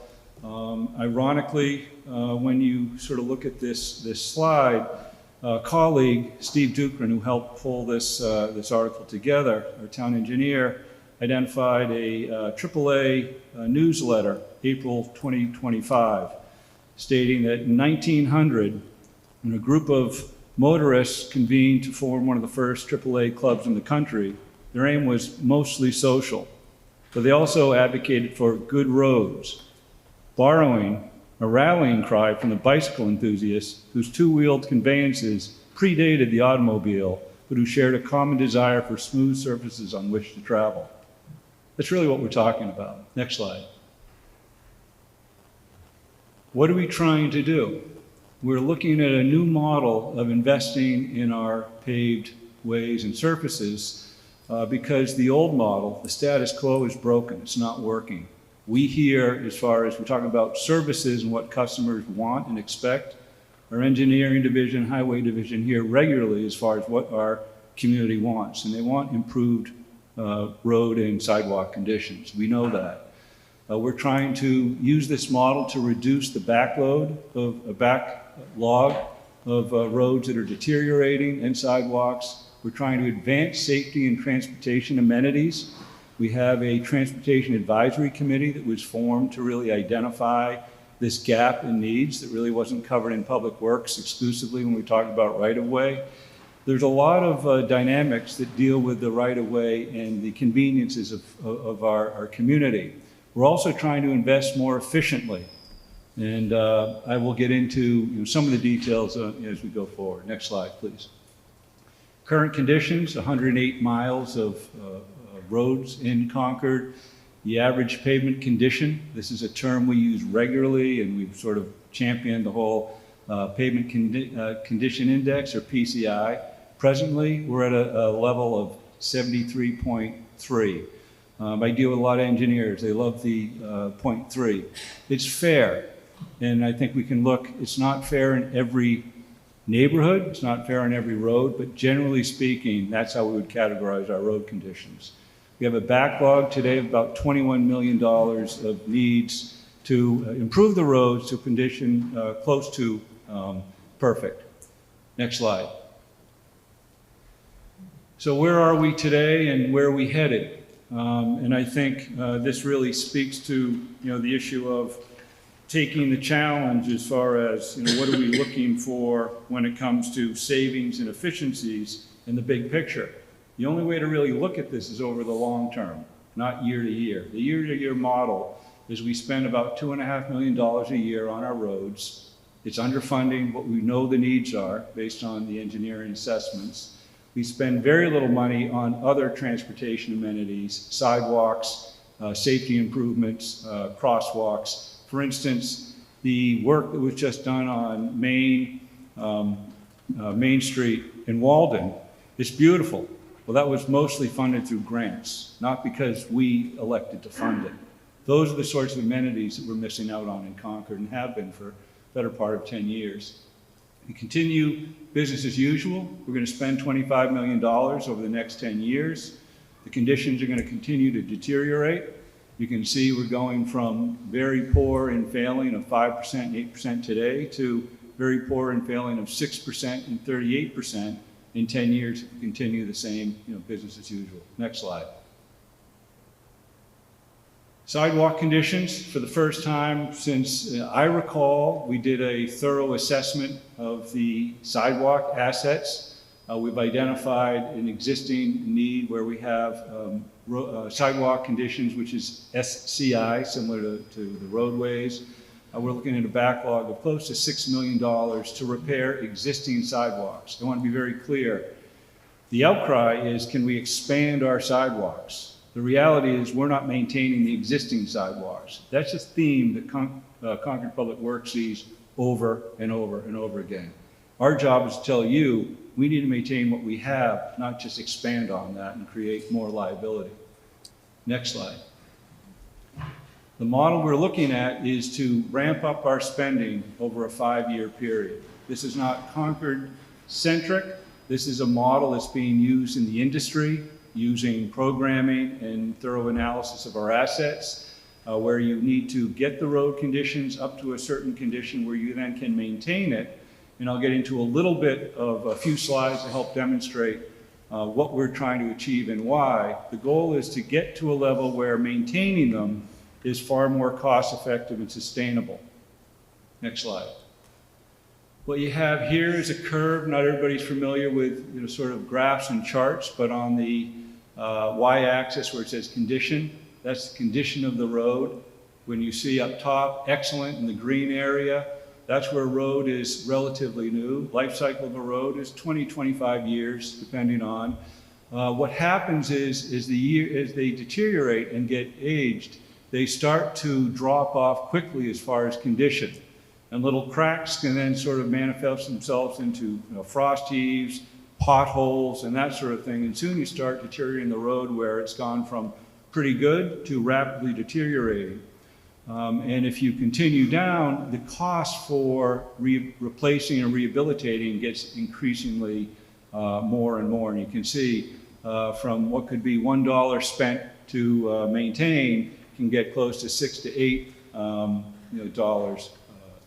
So that's the kind of dramatic cost increase we're talking about. Next slide. We use the model to identify all of the roads in Concord in their existing PCI, again, their condition. And this shows the 108 miles on a graph, and what you'll see is the green are in where there's no repairs, yellow is where there's routine maintenance would be required to sustain them. The preventative maintenance is in purple, and as you drop down towards the PCI of 55 and 35, what you're trying to do is keep roads from going from the 60 to 55, or the 80 to 75, or the 40 to 35, because that represents real costs. And that's where we target a road. So you might be in a neighborhood where you have a PCI, let's look at the purple of 65, and you're wondering, well, why are you selecting certain roads and not mine? Well, the 60 is going to deteriorate faster. So we're trying to be efficient with the investments, and that's something which is not just based on the naked eye. That's based on some algorithms that we run through with this tool. Next slide, please. We did a financial analysis as well. It's where to prioritize the spending and at what rate. And this is a table which is just a printout of a model. So we got to be careful. It informs us, but don't take it sort of specifically. But what we're trying to do is identify what kind of spending could we look at over a 10-year period where we know we need to ramp up. If you look at the current budget, you see the existing conditions of $2.5 million a year. That's the trend we're on. If we continue that, we're not going to advance the PCIs. In fact, we're going to see deterioration. If we go up to the middle of the table, you'll see good condition roads, 85 or 88. $25 million we're talking about, for borrowing to spend over 5 years. And then you can see two different scenarios where the run rate or what it would take to maintain these roads go down to, whether it's 2 million, they go down to 1.5, depending on the level of investment. Next slide. Ultimately, this is the big picture. So what you see is the 5-year level of investment, which ranges from 2.5 million to up to 35 million for perfect roads. That's that top line. Over 10 years, you'll see where you start getting a little bit more level, funding as far as the ideal model we have is somewhere in the 88 PCI. That's 33.5 million over 10 years. The annual cost after that would run down to about 1.5. And what's really important in this slide is the 10-year total plus the backlog. That's our investment over 10 years plus our liability, or how far we've fallen behind. The numbers here show about $20 million differential. And if we just continue to look year to year, we're never going to catch up. And our job is to identify these needs so that we can be more strategic in our investment. Next slide, please. We are dovetailing the pavement improvements and sidewalk along with some of the safety needs. We worked with a third-party consultant to help identify sensitive areas using the criteria that you see listed above. But these are conflict points where an investment in the paved area could dovetail with some improvements for safety with the efficiency of the construction project. And so we get a double benefit out of that. And that's really where we've been falling behind, and really where we hear a lot of the community outcry of, we want safer conditions, not just on the road, but on the sidewalk, on the intersections, on the crosswalks, that sort of thing. Next slide. If you parlay this all into one spreadsheet, what we're looking at, and it's in your packet, and I sort of invite you folks to sort of peruse over that and get back to us with specific questions. We have a strategy that a preferred plan, which includes about $25 million for the pavement improvements over the next 5 years. We're talking pedestrian and bike safety improvements of about $5 million. This proposal does not include an expansion of sidewalks. If we can get grant funds or things like that, we'll certainly pursue that. And we're looking at a total investment of about $30 million over the 5 years. You'll see the request for the borrowing is 27.5. We'll make up the difference with Chapter 90. We do get state funds. Presently, it's around $600,000 a year. We can't necessarily rely on that, given all the conversations about federal and state aid, but that is baked into our plan. Next slide. This is a table that Anthony sort of shared with our tax consultant to try and get a sense of, and the question we've heard, what would be the impact of this escalated investment on the tax rate? We're looking at somewhere, it starts out in the box, and I'll just sort of call it out, somewhere a couple hundred dollars the first few years of the borrowing. It'll peak at about $520. We're looking at about 15 years, and then it'll tail off after 15 years to a couple hundred, and then $50 at the end. I don't know, we can get in, Anthony might want to speak to this a little bit more, but this was an important question of what's the impact on our taxes. So. He was doing such a good job, I was concerned I was going to lose a FTE with me. So the financial model that I laid out here is a $27.5 million borrowing article. It's based on 3.75%. And what I wanted to do is, if you look at the column all the way to the left, it's column A, that's our existing debt service, mainly the middle school. And then the next 5 years is bringing on the debt, $6.25 million for year 1 through 4, and then year 5 bringing on $2.5 million. And the aggregate debt is in the next column. And to that impact on the average home at $1.4 million is that box that Alan has indicated with the red rectangle around it. So that would be the additional debt service for a home and for this project, for the life of this project.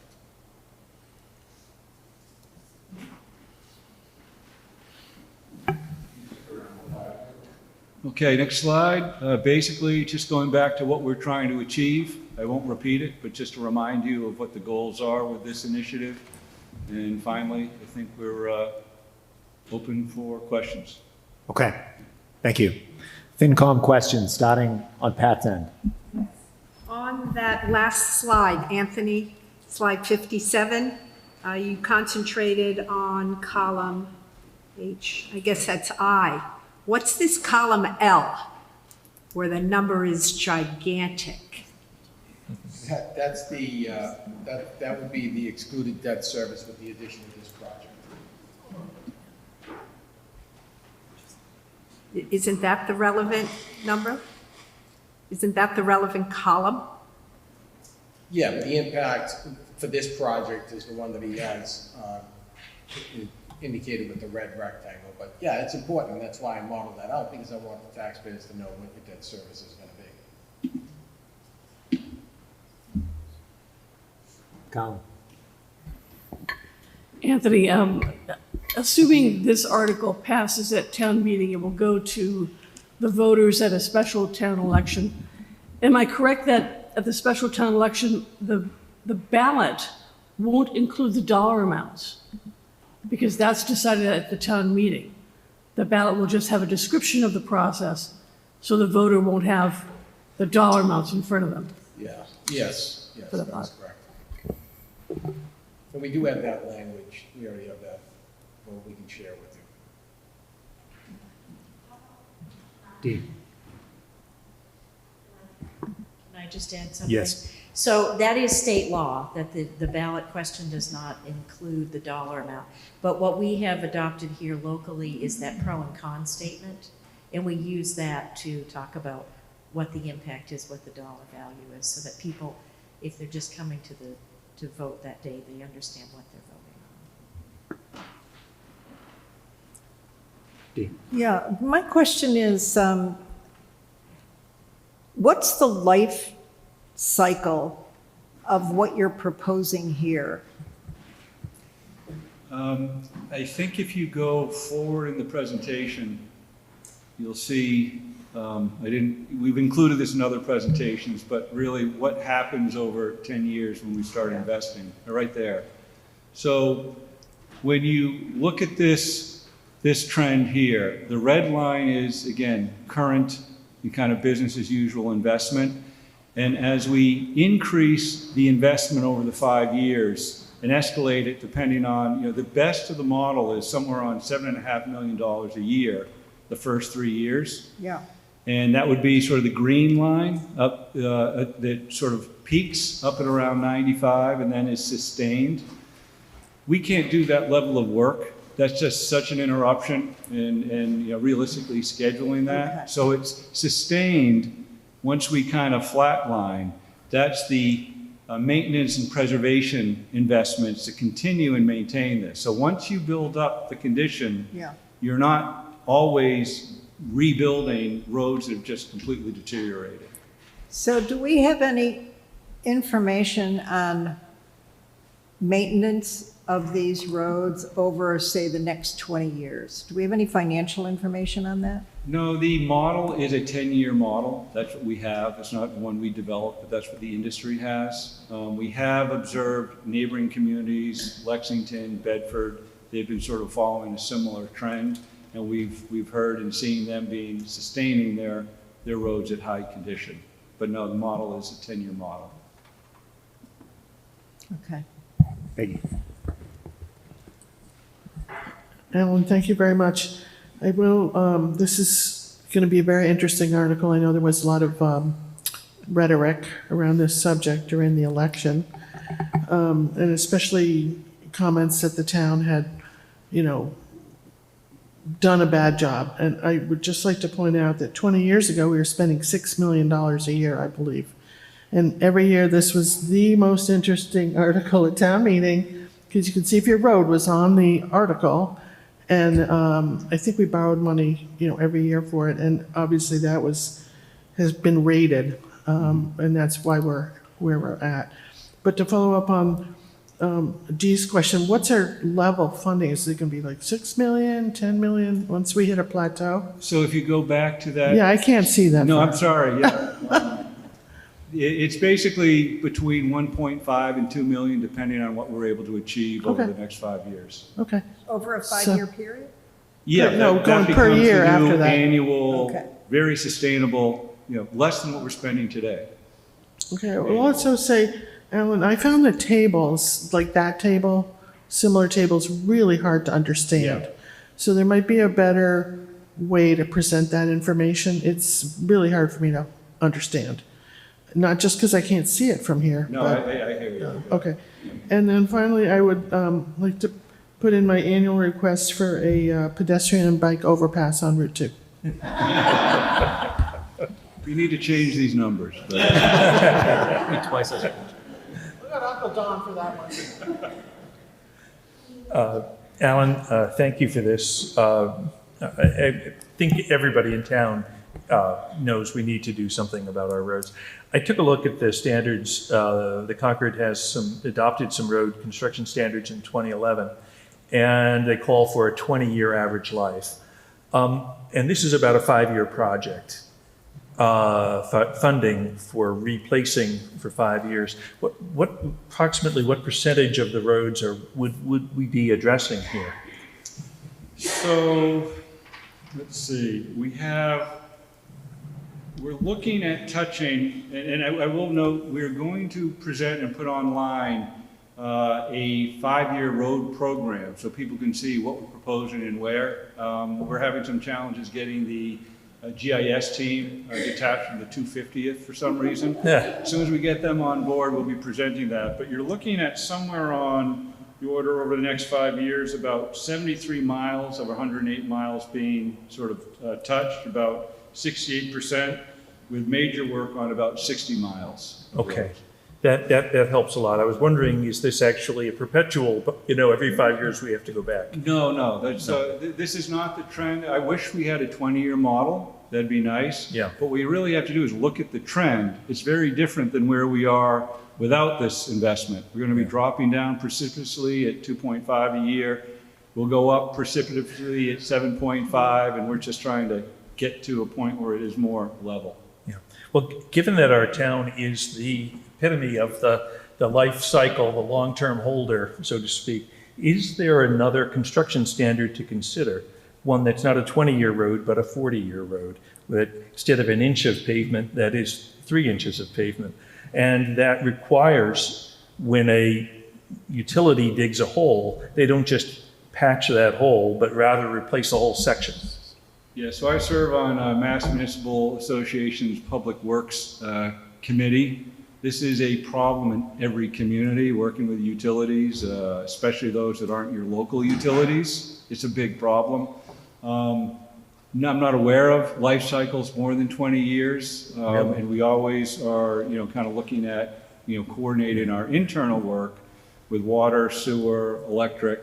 That's something that's why we don't want to propose, a $25 million FY26 program. We want to make sure we incorporate underground utilities into our planning as well to be maximum efficiency. But I'm not aware of a 40-year plan for a road. Yeah. Just because I think you're referring to a conversation we had offline with respect to German roads.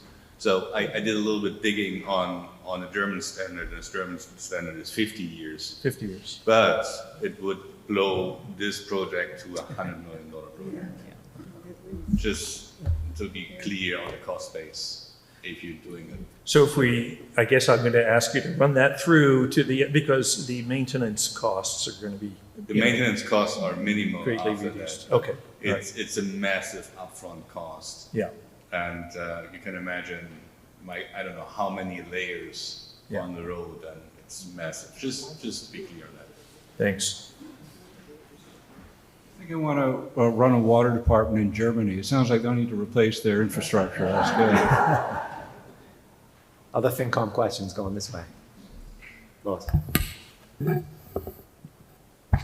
Do we have a sense of how our neighboring communities are they facing the same issues and how they're handling it? Are they doing this kind of long-term planning, long-term borrowing? Yes, 2 of the models we're looking at are Bedford and Lexington. They've been very successful using this model.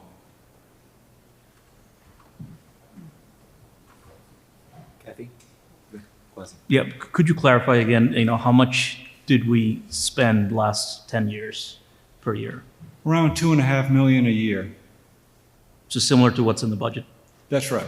What we've been budgeted. It's always been under budgeted. We did spend significant funds for the Cambridge Turnpike. That was a $13 million, I believe, project. And I think that was one of the things, sort of that giant sucking sound of all the roads program went there. It's great, but we underinvested elsewhere. And so if I look at this slide 11, you're suggesting going from 12.5 million to 25 million, so double in 5 years. That's right. But then you look over the 10-year cycle, and that's where you start getting closer. And really what we're looking at is the backlog of roads that weren't getting. You see, if you go to the next slide, go down. Next slide, please. No, up. No. Yeah, back, please. There you go. It's really that lowest line, which is the 10-year investment plus the backlog. And what you're seeing is the road conditions, which will be in poorer condition. we'll end up with, about a $20 million differential of, what you need to invest for improved roads. I will also say that investment level is doing very little, if anything, for the sidewalks and the safety considerations that we're hearing loud and clear the community needs and wants. Again, I think the backlog line is extremely important. It's unfortunate that we don't have the liability line in the town's budget. That should be on the liability. And remember, you're starting today at $21 million of backlog.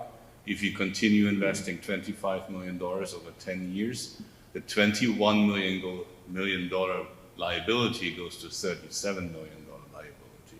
So that is a completely inefficient investment strategy. And that's why we at the Public Works Commission asked staff to look at what can we do that our capital is deployed more efficient in the end to reduce our liability over the long term and ideally reduce the long-term run rate of the cost. And that's what in the end this proposal is, advancing the costs now because the roads are in that critical period that they are failing very, very quickly. Do this as fast as possible and then have a realistic chance here to significantly reduce the backlog with the dollars invested. And so this number includes the cost of capital, the difference between the two? Yeah, if you see, it's the cost above, so it's 5-year, over the 10, it's 25 years, and then the run rate of 2.5, and that's the backlog is the really driving liability, as Sven is mentioning. And you look at the difference of our proposed plan, and backlog is $9 million. So just to be clear, it doesn't include the 3.75% interest rate. So therefore, we were working on just the gross numbers in that sense. So the 3.75%, but if you do the math and look at the table, that's a fraction of the efficiencies we generate. Yeah, that's where I was going. Could we hold off, push it out another few years, couple of years?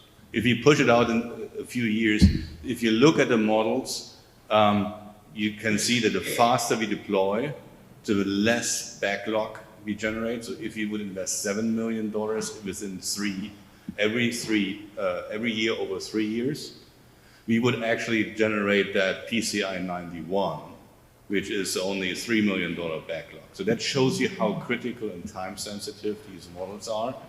So pushing it out a year or two will be really, from a liability backlog perspective, will be very challenging. Thank you. Lindsay.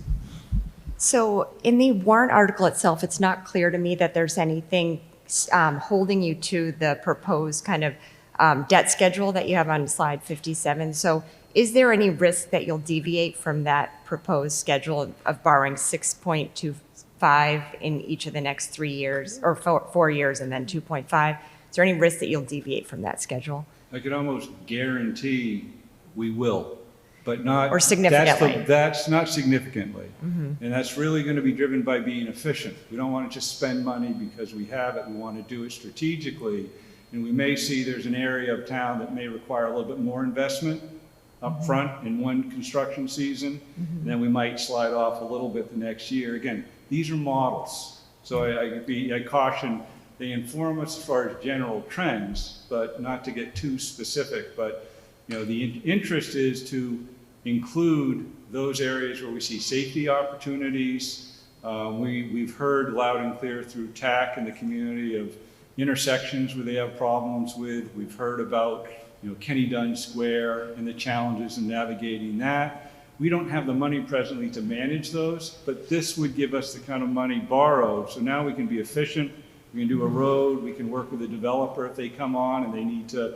We have a plan that we don't have in the past. It'll also allow us to do better investment. We get a larger contract. So we'll get more advantageous pricing because we can put together more work. Presently, the $2.5 million a year is not a lot for many contractors, and we always have to wait until town meeting to determine do we even have it.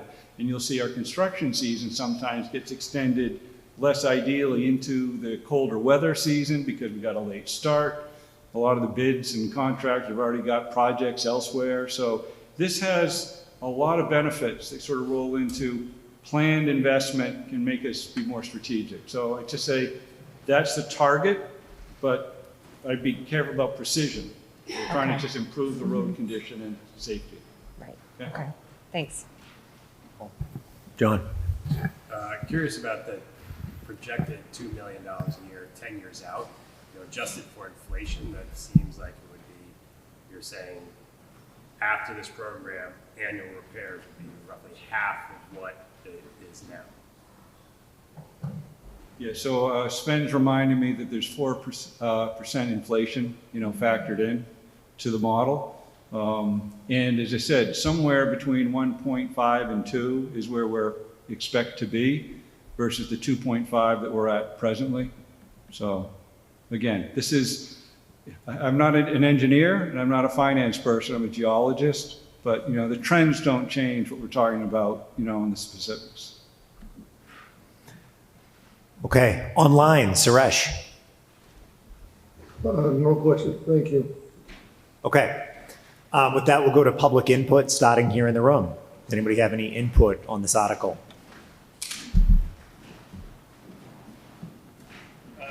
Mark Martinez, speaking on my own behalf. So for me, the North Star in all this discussion, Eric, is 7.9% over 6 years.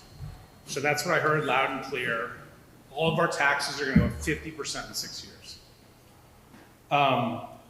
which I would propose, suggest is not affordable.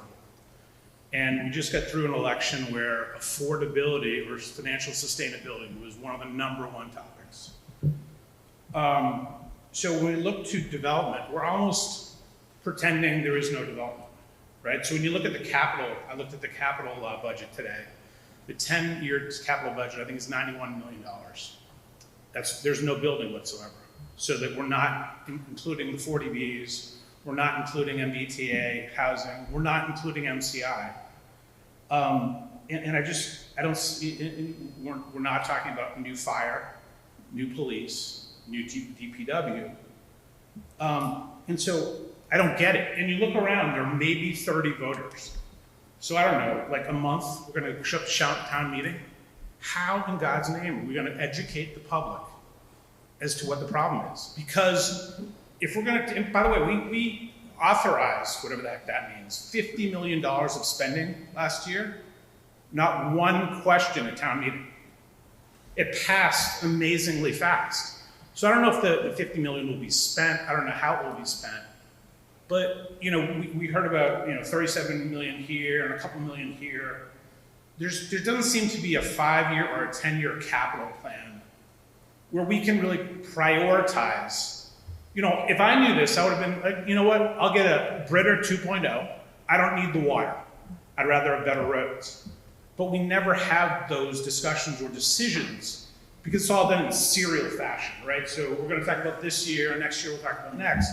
So, for me, and I know everyone's trying really hard, and I know these are really difficult, complex, almost impossible issues to solve. But, this notion that's a sort of an empty checkbook, just keep writing checks, has to stop. And for me, like 50% taxes in that tax increase, like, all right, I'll bear that. I don't want to go to 60, 75. And it's just not me. You're starting to hear brokers saying, I'm coming to Concord. I'm now looking at the taxes. I don't need to pay the taxes. I'll go to Wellesley, I'll go to Weston, I'll go to Lincoln. So we're not only hurting people coming in, but today I heard a story of a Concord family who's been here for a long time, whose younger children can't afford Concord. So it's hitting us at every level, every assessment level, and it frustrates me that we go to town meeting, you can't rely on people reading the budget book or whatever the report. It's awesome. Even I struggle to sort of, stay awake and read it in bed. There needs to be some sort of executive summary. There needs to be sort of maybe a half page every week report or, informative section written by you, Eric, or someone else that says, hey, we got X weeks left. Here's what's coming down the path. And by the way, last time I told you, 7.9 over 6 years, we're either under it because we worked really hard to tighten our belts, or we're over it. So I just think we have to work on messaging, and we got to make some sort of executive summary where, more than 30 people know what the hell's going on. So, I didn't know when I was going to deliver this, and I had to follow Alan because I think the roads are important. But I do feel strongly that, if we're going to talk about financial sustainability, it's time we sort of tackle this thing. Thank you. Thank you. Just one comment, although this was not a specific question to this specific article. I think one theme I had mentioned before in my comment is, I think it would be good for the town to have something like a liability showing, because I think we are at this point because we kicked the can down the road by an artificially heavy low tax rates for a certain period of time, because we did not invest and generate then a backlog, which now backfires and now it's more expensive. If you look back at the budget book from the fiscal year 2016, Public Works was warning that if the town continues at a run rate, that this would happen, and it happened. And it was an easy path to keep tax rates low, but now it comes all at once, and that's a challenge, and I agree with that challenge, and I agree we need to have more transparency, but also transparency across the board, across different cost centers, and that includes questions around fully loaded cost of public works, fully loaded cost of fire and police, fully loaded cost of the schools. Thank you. Any other input in the room? Yeah, hi, Cameron McKenna, 64 Nut Meadow Crossing. I'm a member of the select board, speaking on my own behalf. So just quickly, a couple things. So one, it wasn't crystal clear, at least to me in the presentation, and so it's just a thought, whether the 27.5 was incremental to the money that we're already spending, the 2.5 each year, or whether it was sort of, hey, we're spending 2.5, now we're going to spend 5.5. We're sort of asking for incremental 3 million. Where does the money come from today? Where are we proposing to have it come from tomorrow? So just a little bit of clarity, I think, just to maybe help people understand sort of the presentation as to. That's a very good point, and so we need to be clear, but it isn't incremental. This is, in lieu of the 2.5, we're looking at the escalated increase. Yeah, so almost positioning at, it's 15, I'm asking for 27.5, but it's actually, I'm asking for an incremental 15. Is that correct? Yeah, you could put it that way, too. Well, that's what I mean, it just, so hey, that's 15, it's not 27.5. So that's all. So it just, maybe that makes it a little bit clearer. I won't belabor, I mean, I think Mark made some points. I think for me, it's about like understanding how we can afford all this stuff, right? So I don't want to put all of that on this particular article, right? Because I know that this is one particular article, but it is, I think, symptomatic that we, as the town, we're addressing each of these things individually. And I know for me personally, I just get nervous because I look at it, I'm like, okay, here's the presentation on the town debt. It's going up $2.5 million. Don, you mentioned that, right? It's going up $2.5 million this year. Okay, then last year we approved water, and we approved the solar battery, and now we want to approve roads, and now we want to approve an amenities building. And oh yeah, by the way, we have public works and police and fire, and I actually just don't know. Like, I sit there and look at it and go, how can we afford all of this, right? How is it going to work for everybody? And so how can we band together to look at this problem and say, you know what, these are tough choices. How are we going to prioritize to make sure that we're going to get the sort of the best bang for the buck that sort of works for all? So, thanks. Just one clarification, the $50 million for water approved last year is on the water enterprise system, but that is not in the tax, just to be clear. Great. Okay. Yeah, quickly though, because we got to move on. I've heard this argument like 1,000 times. So we all pay water, electric, and tax. So let's not talk about, well, this is real estate tax, and this is in our cost of electricity, and this is in. So the reality is all of the solar might just be in the electric, fine. Water might be over here. It makes Concord less affordable. So please let's not parse it into these pieces of it's not a real estate tax. Eric started the hearing reminding people that public comment was limited to the article. This is an interesting conversation. These are important town conversations. We should have them. This is a hearing on specific warrant articles, and I think it's time to call for final comments and maybe move on. Which is not to devalue any of the comments that you guys have made. I just think it's time to move on. We'll do that, Lois. Let's go online quickly. I do see a hand raised. Diane?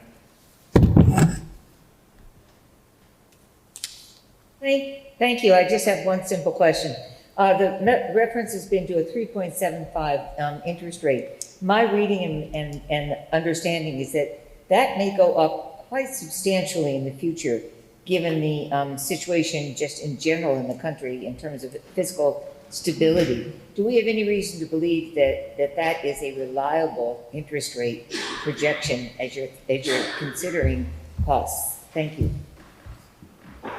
So thank you, Diane. That was a good question. And when I first started modeling this out for Public Works, I was at 3.25%. But because what's gone on in Washington, I needed to kick that up.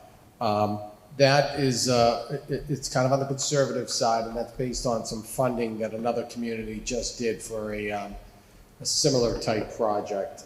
So right now, it's the best that we have with our financial advisors, but you know, a year, 2 years from now, we don't know. I just can't predict the future. Okay. Anyone else online? Seeing none? One more. Mark.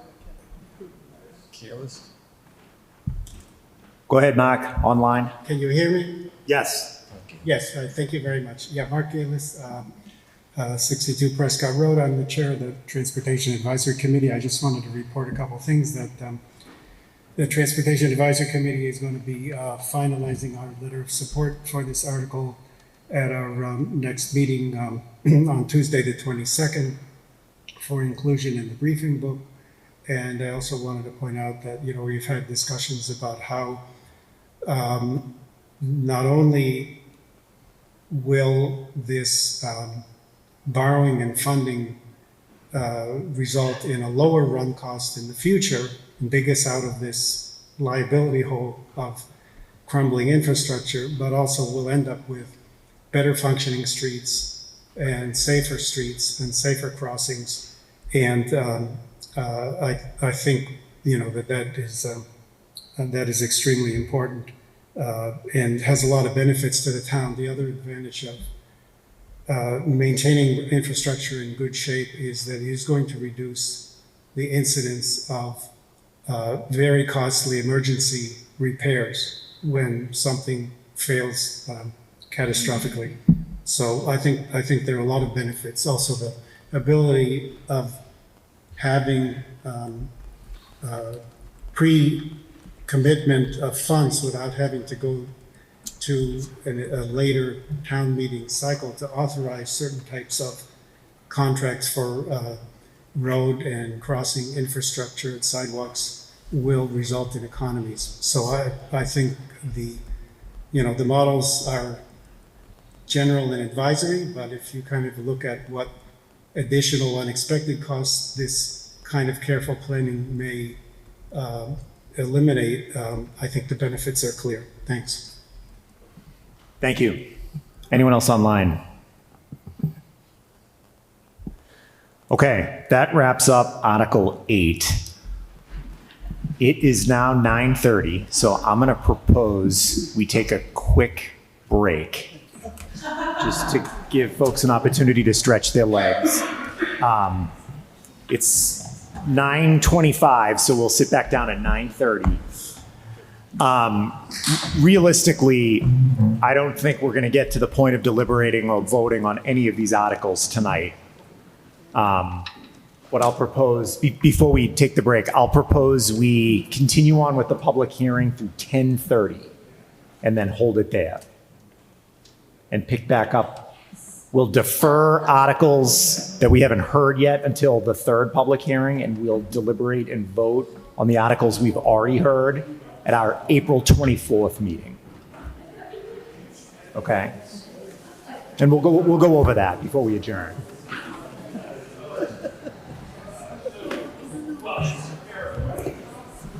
Okay, before we move on to the next article, which is Article 9, just to summarize what we're thinking, it's getting late. Realistically, we're not going to have time to deliberate or vote on these articles. What I propose is we continue on through 10:30. We continue the public hearing through 10:30 and cover as many articles as we can in the public hearing. Whatever article we're on at 10:30, we wrap up that article and then hold it there. We have a regular meeting posted for April 24th. We'll use that meeting to deliberate and vote on the articles we heard tonight. We then have the third public hearing on May 1st. Any articles we didn't cover in the public hearing will bump to May 1st, so that'll be a long night, and we'll deliberate and vote on all remaining articles on May 1st. What do folks think of that? Who's bringing the coffee? Cheers. Get some downstairs. Is that okay?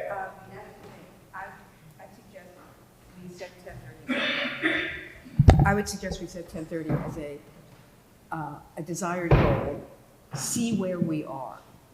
And if we can go 15, 20 minutes beyond and get further down our list, we might see take our temperature then. Because it would be very useful to finish all of these articles today. We're going to have a very heavy agenda on May 1st. Okay, good thought. Let's do that. What are we doing? We're gonna check in on where we're at 10:30. Okay. Maybe we decide to go a little bit longer. Could we ask to keep comments very, very? Yes, I'm going to enforce the time limit now. Okay. So without further ado, let's go to Article 9, Fiscal Year 2026 Capital Improvement and Debt Plan. I ask you to limit the presentation to 5 minutes, and then we'll open it up to questions and public input. I will try my best. It's always hard to know which 5 minutes to present. Article 9 requests that town meeting appropriate funds and authorize debt for the fiscal 26 capital improvement plan. The town's capital planning program follows the requirements set forth in the capital planning policy, which requires that 7 to 8% of total prior year budget be dedicated to the replacement of capital assets and limits the amount funded through debt financing to no more than 5%. I'll just skip over to the next slide. Much like the annual budget process, the town's capital planning process is extensive, beginning in late summer and resulting in a draft plan which is available in December. This slide summarizes the fiscal 26 capital improvement plan by department and is inclusive of the school and town requests across all funding sources, including grant-funded items. The fiscal 26 plan recommends total spending in the amount of $17.2 million. A copy of the complete plan is available on the town's website. Next slide, please. On this slide, you will see the various approvals that will be needed in order to implement the fiscal 26 capital improvement plan in total.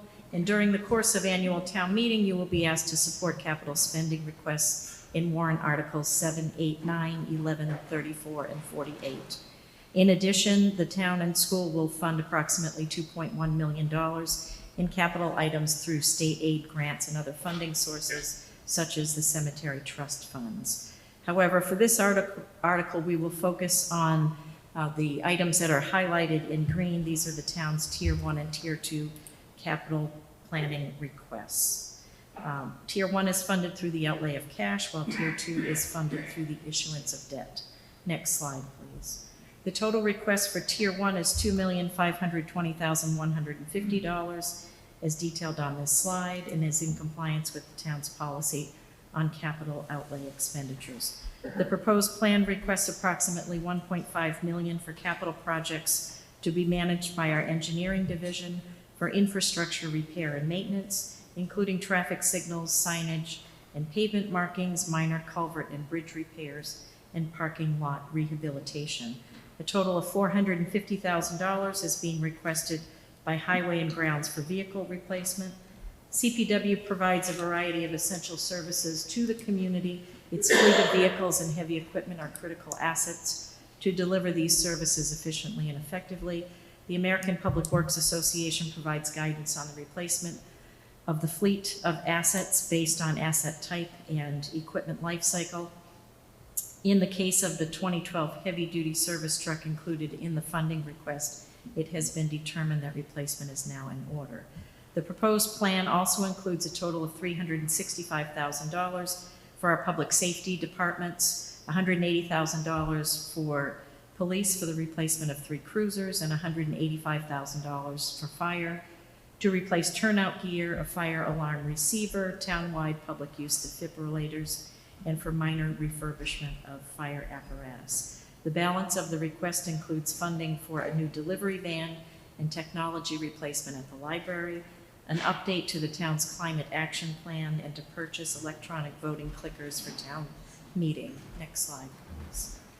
The total request for Tier 2 debt finance projects is $3.685 million as detailed on this slide, and is in compliance with the town's policy on capital debt purchases. Please note that if Article 8 debt exclusion for road maintenance passes, the amount requested under this article will be reduced by $2 million to $1,685,800, and we will pivot. So we'll have 2 presentations.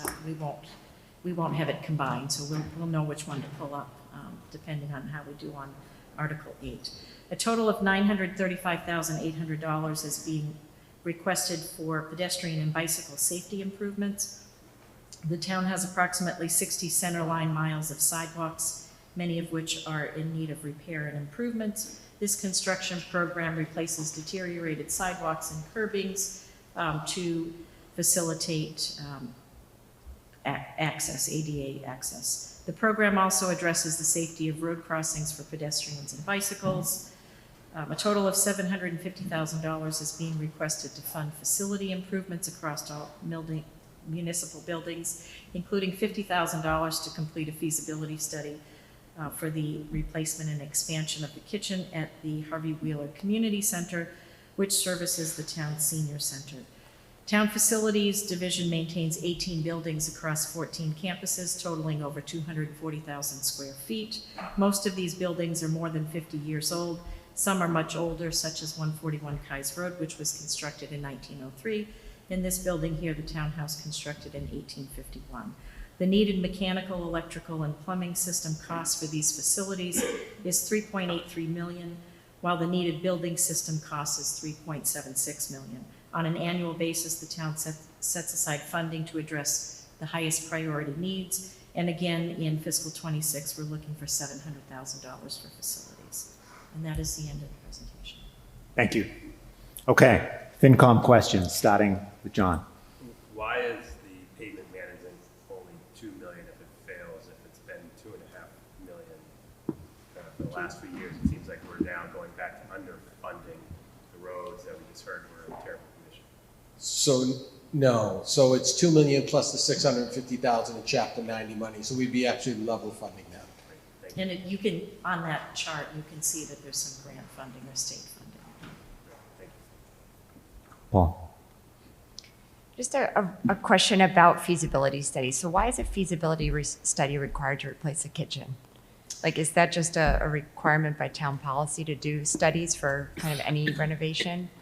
It's, and the facilities director isn't here. He'd be much better positioned to answer that question. It's the scope of the project, so it's a commercial kitchen that they've done enough work on the construction of that building to know that it would be a pretty detailed, a pretty intensive project, and feels that the feasibility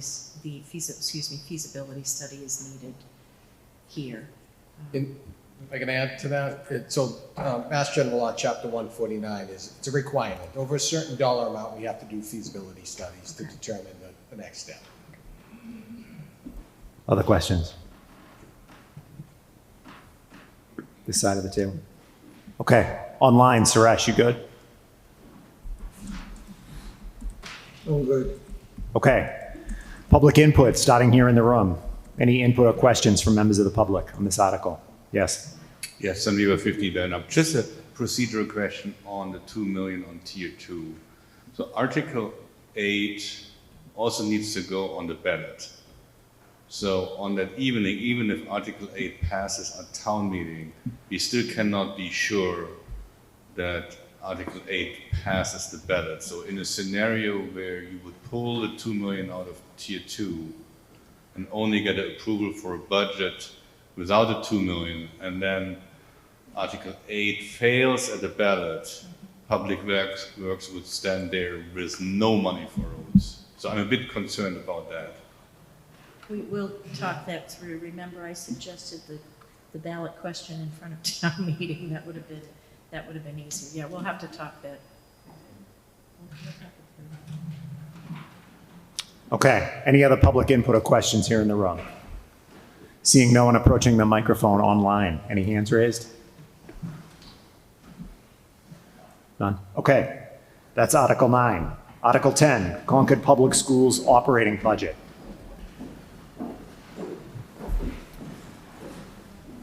And again, we ask you to limit your presentation to 5 minutes. 9:45, I can probably be faster. Thank you. I want to present the Concord Public Schools budget for FY26 of $47,632,034. It's important to note, if you'll go to the next slide, please. Could you go to the next slide, please? Sorry. It's important to note that the supplemental language is similar to what, it is the same as what we did last year with a different dollar amount because of the delay in the federal reimbursement that we're receiving for homeless transportation. So this is actually subsidizing monies from last year, and that will roll forward again, that next year we'll need another supplemental set of language because of the expenditures we've had for this FY25 year, and I'll talk on what those were in just a minute. Next slide, please. So some of what we've planned here in FY26, it is a level service budget, meeting all the legal mandates. Homeless transportation has had a much more significant impact at CPS than at the high school. We've had to expend over $250,000 this year, mainly because families are being housed, and we are transporting students from who are now living in other communities back to Concord, as well as children who are still at the shelter going back to their original schools. It's becoming quite a complicated system that we've built over the course of this year. So the dollars have definitely added up. That will be reimbursed, but like I said, it will be a delay of significant time. So we've had to reallocate funds and do quite a bit of creative budgeting this year in order to make this dollar amount work. Again, we'll be watching carefully the August 31st date for the shelter closure.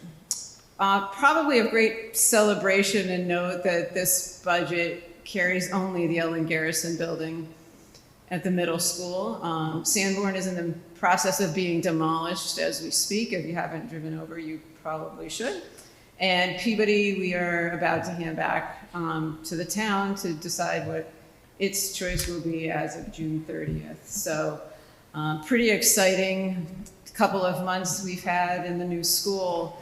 If you haven't been over, I hope you'll plan to come on May 3rd to the ribbon cutting and open house for the community and really see what a fantastic facility we are honored to be able to use daily.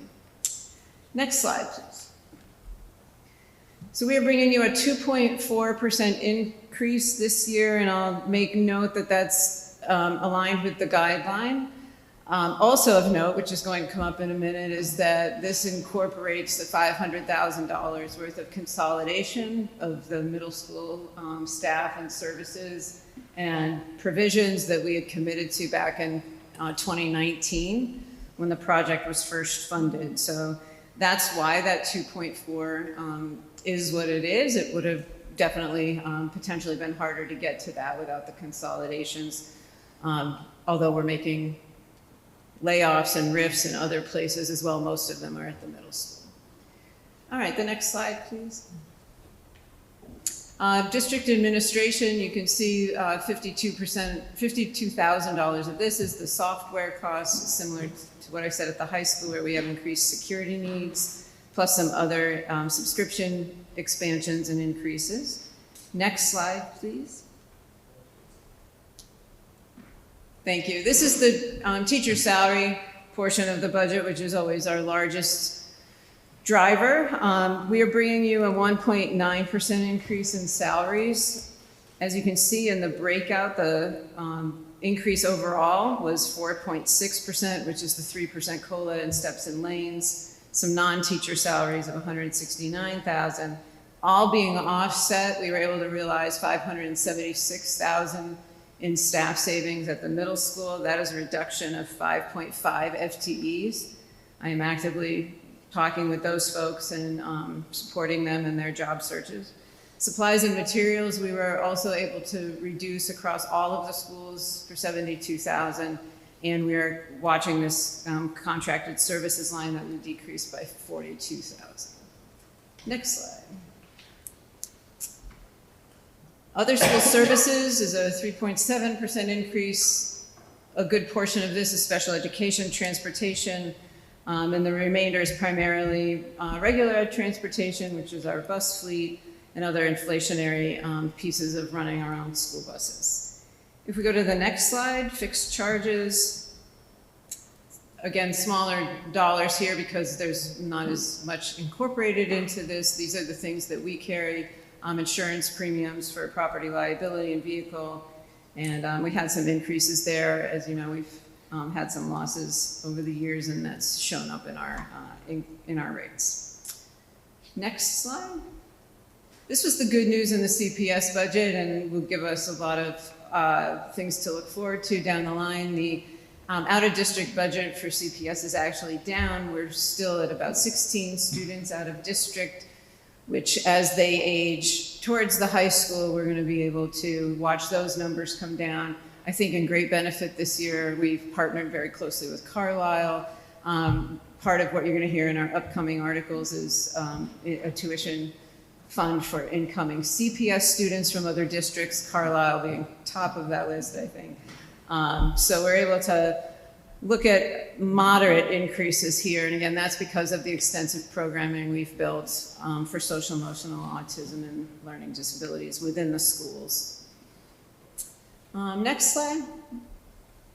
The risks, we'll note our concerns over federal unknowns. The CPS grants are $670,000. So knowing you're going to ask how we would offset that, that's a little more stressful to answer. That's a big number. Most of that is IDEA, and we have a bigger Title I grant at CPS. So that would be painful for sure. So we're going to be watching that carefully. And as noted, the homeless shelter is another big risk and watch that we have. Next slide, please. This just highlights the increase of the 1.1 million, which is the 2.4%, and we are thankful for your collaboration and conversations this year that allowed us all to collectively get to guideline. Thank you. Thank you. Finance Committee member questions, starting with Pat, going down the line. I just have one quick question, and I don't know if you can answer this question or not legally or something, but what % of the student body have needs? No, sure, that's a public number. We're at about 20%, which is pretty much the state average. And we work hard to stay close to that and offset that with regular ed services as much as possible. Okay, thank you. Peggy, good, Don? This end? Everybody good? Okay. Suresh online, you good? I'm good, thank you. Okay. One question from my end. Same question. Yeah. So when we finalized the guideline, we came to consensus that we would double down in identifying savings and efficiencies. Now, you consolidated the middle school, so that's a freebie. Other bigger picture savings and efficiencies that you're working on in the district? Yeah, absolutely. We are starting to really look at staffing across the K-8 schools, different other services, and I'm not going to name them by name because the staff don't all know what we're studying right now. But we're definitely looking across K-8 and sharing staff more than we have been, again, enrollment driven primarily. that if we don't need a full-time person in a certain building, we aren't just going to leave them there because that's what we've always done. The other thing that we're really looking at, I mean, I had a few unmet needs that didn't get brought forward into this budget. And as we're getting either opportunities for attrition or reallocation, we are giving up other things to meet some of those needs. Special education leadership being top of the list. That we don't have a leader at every building on special education, and with the significant need of the programs that we're running, we really need a dedicated special education leader. So we are trading in a math position at Thoreau, for example, in order to be able to do that, and really just juggling things around within our means. And I think that's going to be the longer term plan, to be able to accommodate whatever the driving priority is at the time. Okay, thank you. Members of the public, any public input here in the room or questions? Seeing no one approaching the microphone online. Any raised hands? Okay. Well, thank you. That is you. Article 10. We'll proceed to Article 11, CPS capital budget. So Bob's going to come up and go through that with you. Good evening, I'm Bob Conry, the Assistant Superintendent of Finance and Operations for the school districts.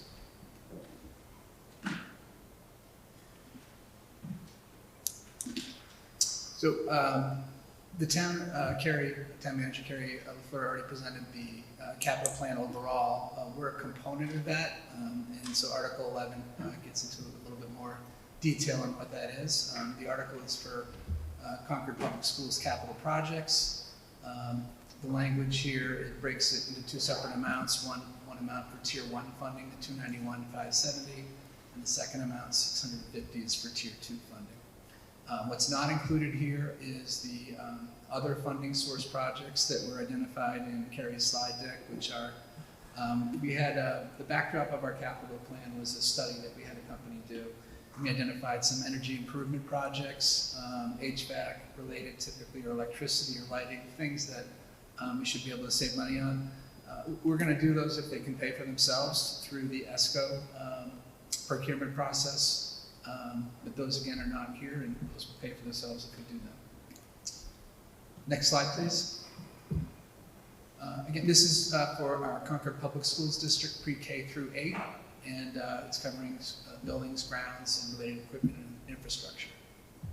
Next slide. These are the specific items we're bringing forth this year. We have a very dated pickup truck that's 15 years old that the bus mechanic does services the buses out when they have issues. $75,000. We have a backlog related to instructional technology. We do have some core funding in the operating budget. This will help with getting us up to date and current, and also replacing some of the interactive boards with touchscreen boards. Our copiers, we have basically 4 non-functional copiers that we've just kind of got through the year with the service call every other day, pretty much. These are well past their useful life. We had a review of all of our copier fleet, and we had 6 copiers that were kind of end of life. We're replacing 4 in the capital plan for this fiscal year across the elementary schools. And then the $56,000 items, it's a pneumatic lift. This is what we have at Knox Trail to work on the bus fleet and maintenance vehicles. It's in a state where it needs to be upgraded and replaced. And we have $33,900 in smaller other capital projects, two minor items. Next slide, please. Tier 2 projects, an irrigation system was not included in the Concord Middle School building project plan, so we have included it here. The athletic fields will need an irrigation system to keep the turf usable. We had a couple studies done of our Thoreau roof. There is serious deterioration in multiple areas of the roof. This $250,000 would enable us to replace a couple of sections of the roof based on the recommendations we've had of our design consultants. Next slide. And this is just the motion. Okay, thank you. FinCom questions on Article 11, starting with Pat. Everybody go? I thought sorry if that's too close. I had some recollection that the irrigation at the middle school was going to be covered by CPC. Did I miss the boat on that? Never? It's not. Was not? Could you fund that with CPC open space money? 400,000? The timing is going to be the issue because we will spend more if we don't fund it now when we're building the fields. So that's why we're bringing it forward at this time. I just want to remind you, we went to CPC for Thoreau Playground, Thoreau Campus project. The playground's being raised privately. So we did not consider multiple applications beyond the Thoreau site for CPS for this year. Okay. John. Just a quick comment that, again, I think we had this conversation last year, but Tier 1 capital is included in the budget of the town's operating budget, and the schools historically have broken it out as a separate, as you have here, which creates, again, a disparity in our own discussions about what is level funding. That said, I wondered, I have to say I took a double take when I saw $75,000 for a vehicle to respond to road, a broken down bus. It doesn't strike me as a very conservative approach, but that's all. Thanks. Okay. Other comments or questions from FinCom members going this way? It might just be worth noting we did build the plan with Carrie and Anthony this year, and so it's been built as a consolidated plan. We're still presenting, I think, individually, so you can hear more on each project. But I think that's worth noting that process was different as you were part of earlier in the fall. Yeah. And I don't know if I misheard you, but Don, we didn't include Tier 1 in the guideline this year for the town. Oh, then I stand corrected. Thanks. Okay. Online, Suresh. Just a quick question about Dr. Hunter. The $400,000 would be get on June 2nd. Wouldn't that not be too late by the time the construction's already started? So we're working with them right now so that we're able to use a little bit of funding that we have to front a design, which is what they need right now to be able to scope out into the field plan.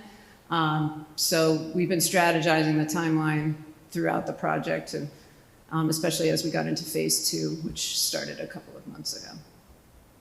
Thank you. You're welcome. Okay, public input or questions, starting here in the room.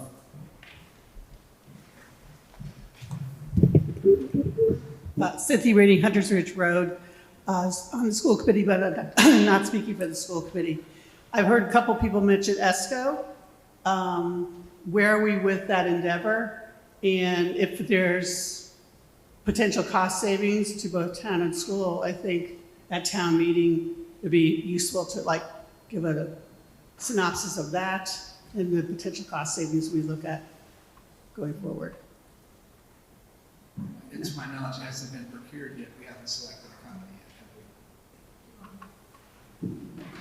yet. So we're looking to put the request for proposals out in June. Okay.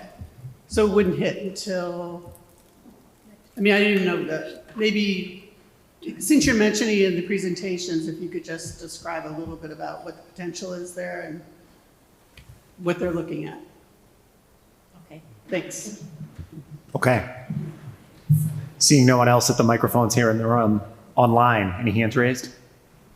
None. Okay, that's Article 11. Thank you. Article 14, non-resident tuition revolving fund. So Bob's going to take this one too.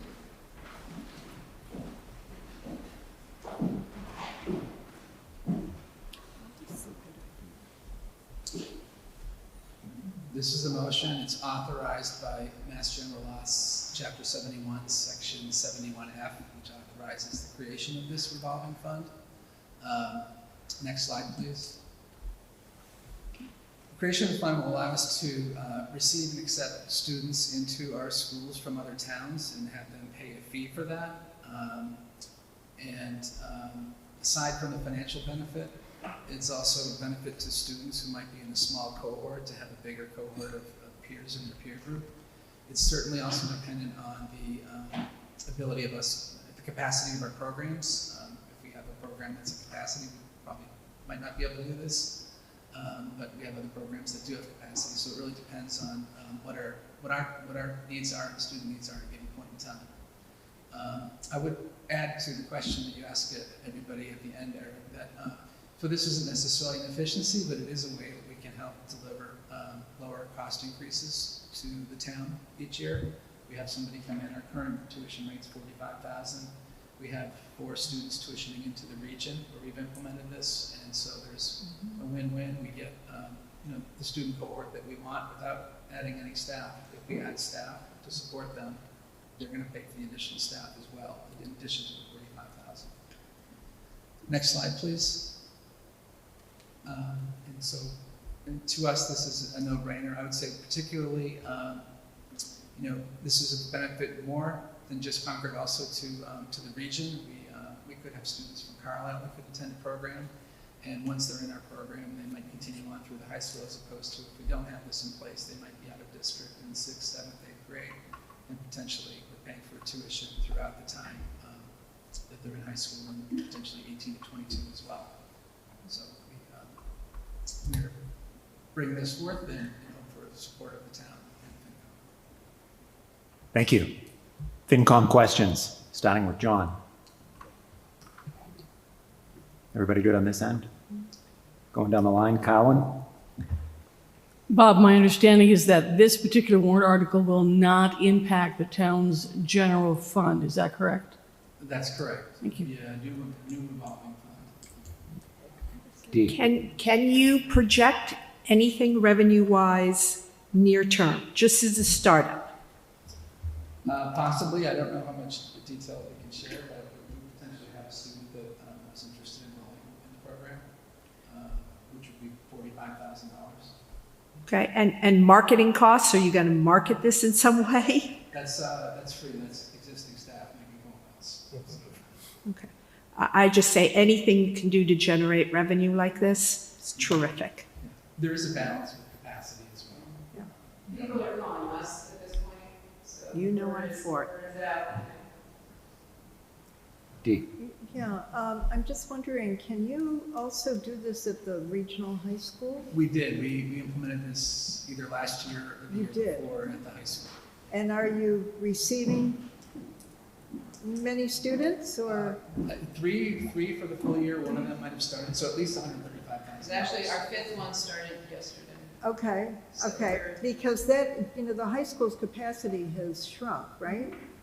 Yeah. So the way it works is the other district calls, and just like if we were to send a student to another setting, we review IEPs, we see if they're a fit to our program, see if we've got the capacity to do it, obviously not compromising any of our resident or Boston student needs. But I think with the opening of Concord Possibilities on 199 Sudbury Road, you'll see even more growth at the high school level with the 18 to 22 population. And now we're seeing these other programs at the elementary schools and middle schools start to grow too. Just one other question, do they have to test in or test out? It's all about the IEP and whether we can meet the needs that are on the IEP document. Okay, thank you. So this is entirely separate from school choice, right? Yes. Okay. Public input on Article 14, starting here in the room. Seeing no one approaching the microphone, how about online? Any hands raised? Okay, that's Article 14. Article 15, Facilities Rental Revolving Fund. Bob's going to kick this one off too. This will be another quick. This is quick. This part of the, I'll adjust it says non-resident tuition in the motion, we'll change that. But this is for facilities rental revolving fund. This is authorized by Mass General Laws, Chapter 71, Section 71E. And we have created a similar fund at the regional district. Next slide, please.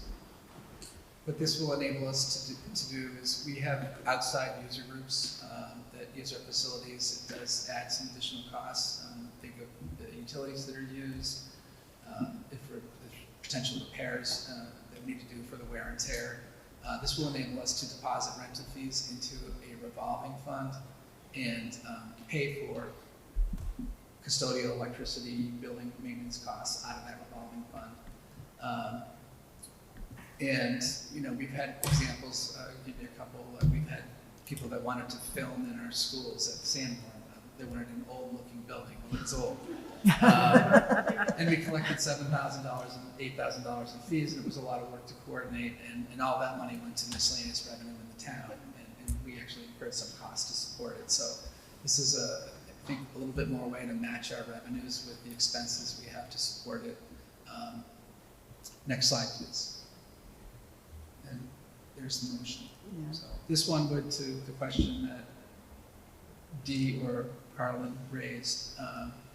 You know, currently there is some money going into miscellaneous revenue in the town. I think it might be $10,000 to $15,000.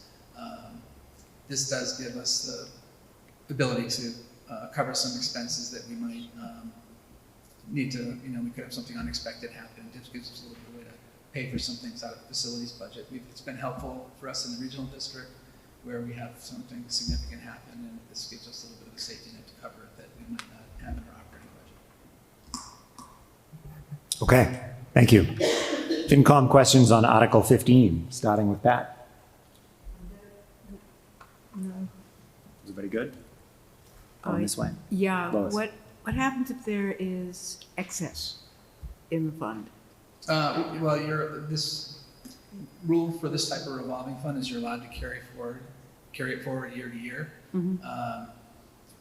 So it would really depend. I mean, in the short term, I would imagine we'd probably spend it all.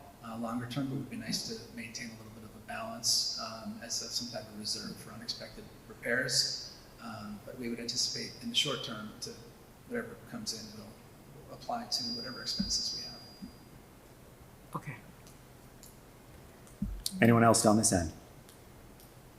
Suresh online, any questions? None. Okay. Public input, starting here in the room. Seeing no one approaching the mic online, any hands raised? Okay, that's Article 15. Article 16, authority to contract for up to 5 years for selected items. This one will be me now. This is a straightforward one.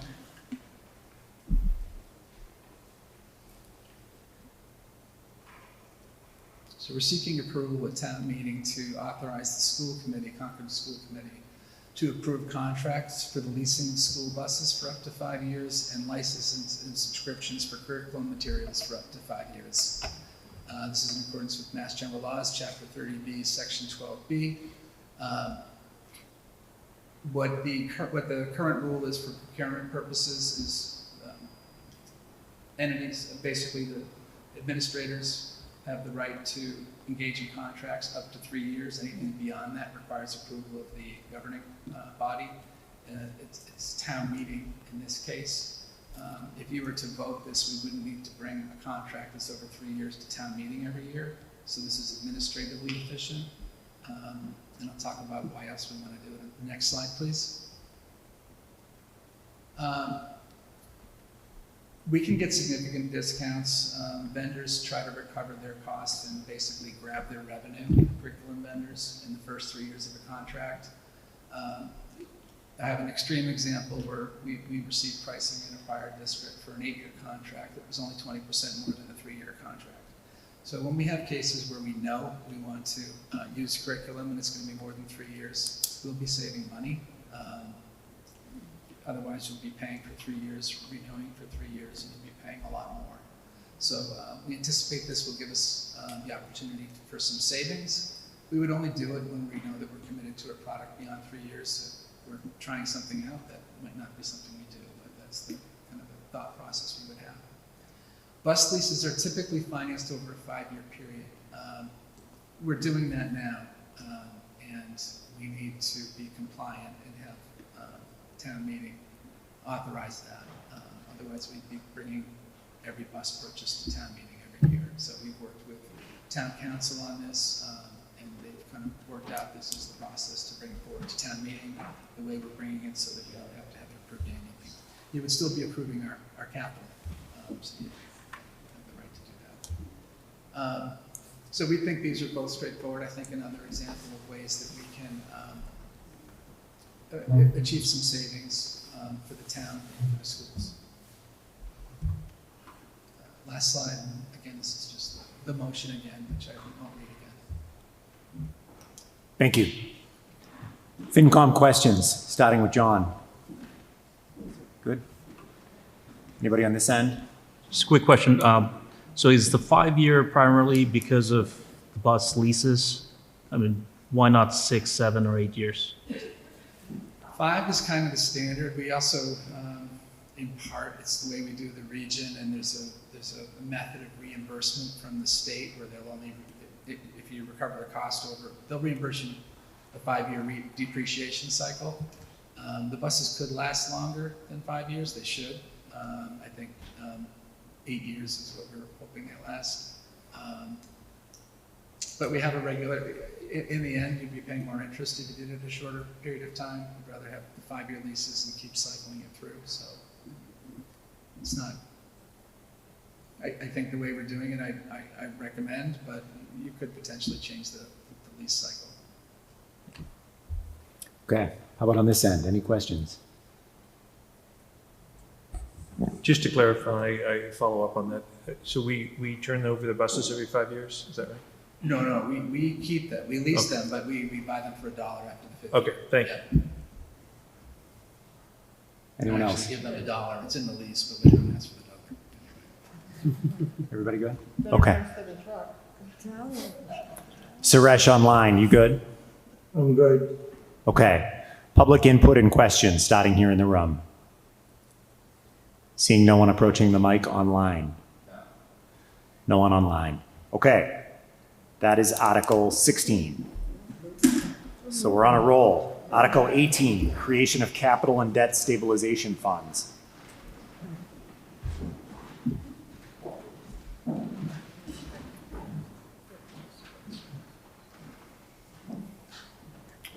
Good evening, Anthony Insalva, Chief Financial Officer. So Article 18 is dealing with the creation of the capital and debt stabilization funds. And this is the motion. Mr. Dahlberg moves that the town vote to create a debt stabilization fund for the purpose of offsetting the debt associated with future capital projects and to transfer $500,000 from free cash into said fund. And vote to create B, a capital stabilization fund for the purpose of funding future capital projects and to transfer $100,000 from free cash into said fund, as authorized under Mass General Law, Chapter 40, Section 5B. So, what is a stabilization fund? A stabilization fund it's basically a rainy day fund. You've heard that called even on the state level. And what's that really is to cover any unforeseen expenses as a result of a natural disaster or a large uninsured claim. With that, putting money into a stabilization fund requires just a simple majority at town meeting. Taking money out of a stabilization fund requires a 2/3 vote of town meeting. And that's all under Mass General Law, Chapter 40, Section 5B. Why is it important to have these stabilization funds? I just pointed out a few of the reasons here. Financial stability. Stabilization funds help municipalities weather unexpected events like natural disasters, uninsured losses, or revenue shortfalls, preventing budget crisis and ensuring essential services continue. For capital planning, these funds can be used to finance long-term capital projects, smoothing out the impact of large expenditures over time and allow for better planning and budgeting. Residents' confidence in special purpose stabilization funds can build resident confidence in government by demonstrating responsible financial management and ensuring that these funds are used as intended. And it's really important is bond ratings. Moody's does look at communities having stabilization funds, and I think that you've heard me say the last time I went out to borrow, although we were reaffirmed our AAA bond rating, there was that footnote that said, you know, your stabilization funds are low, and they kind of cautioned us on that. So that's another reason. Options for funding the stabilization funds. Some communities might fund the stabilization fund by putting a portion of the revenue towards the funds. In my experience, most the communities that I've been in, they really look towards free cash and have a formula where anything excess, a certain dollar amount that they want to maintain in free cash to regenerate itself, gets appropriated to these various funds in a formula that's in their policies. So this is my how I determined the dollar amounts for the stabilization fund. So right now our undesignated fund balance, also called free cash, we haven't gotten the certification back from the Department of Revenue right now, but the conservative estimate right now is $10,400,000. The budget of FY25 is 138, 108, 501. So the next section is what best practice that they tell us to do is to maintain within the free cash 5 to 7%. And what I wanted to do is just show what 5, 6, and 7% of our budget looks like. So with that, I started with the conservative estimate, and then I minused out those articles that are going to be taken from free cash. And you heard them tonight, or you heard one of them tonight. Article 10 was for the CPS operating budget for the McKinney-Vento Homeless Transportation Program. That's $69,906. Article 25 is transfer of the PV Middle School and appropriate funds. That's $100,000. And Article 3, MCI Concord for planning purposes, although I'm not sure if this dollar amount is going to be changed or not, but the last number that I heard was $250,000. So that's the number that we plugged in here. So that means at town meeting of our free cash balance, $419,000 and change is going to be appropriated if it's passed at town meeting. So that leaves with a net on our free cash of 9.9, almost $10 million. So what I did is I picked the middle of the range and I went with the 6% to maintain 6% in our free cash, which means that we'd start the year knowing that we would have $8.2 million in free cash, and then it would go up from there. So that meant that we had $1.693 million to appropriate to these various stabilization funds. And I know general stabilization fund is the next article, but so you're going to hear this again twice. But the most important thing that I thought, and really the next 4 articles kind of tie into this, keeping in mind what Moody's said as far as our reserves, we're going to be pulling $1 million from the middle school stabilization fund. So I thought it was important to keep that $1 million and put that into the general stabilization fund to keep that level, to not bring attention. If anything, we're showing Moody's that we're really looking to beef up our stabilization funds, and this is what we're doing. So I think it's a good message for them. So what I did is I put $500,000 into debt stabilization funds. You heard tonight, mentioned a couple of times by different folks, that we do have a couple of large building projects that are on the horizon. When, we don't know, but the more we save for that, and the perfect example is what you did in the middle school stabilization fund. And we'll go through that, but over the course of 3 fiscal years, we generated $500,000 in interest income, which was great to help offset that. So, so I thought that the next important fund to have more money was the debt stabilization fund, and that's why I came up with the $500,000, and then a capital stabilization fund at $100,000. Then there was a little bit of change left over, which I threw into the general stabilization fund to beef that up. And this is the motion. Happy to answer questions. Thank you. And obviously, we had a lot of conversations with the Finance Committee about this, and we've met and aside, so hopefully this ties into what our discussions were. Thank you. Okay, FinCom questions, starting with Pat. I'm fine, we've gone over this. Colin. We've gone over the concepts, but we haven't gone over the dollar amounts, nor have we selected the free cash balance.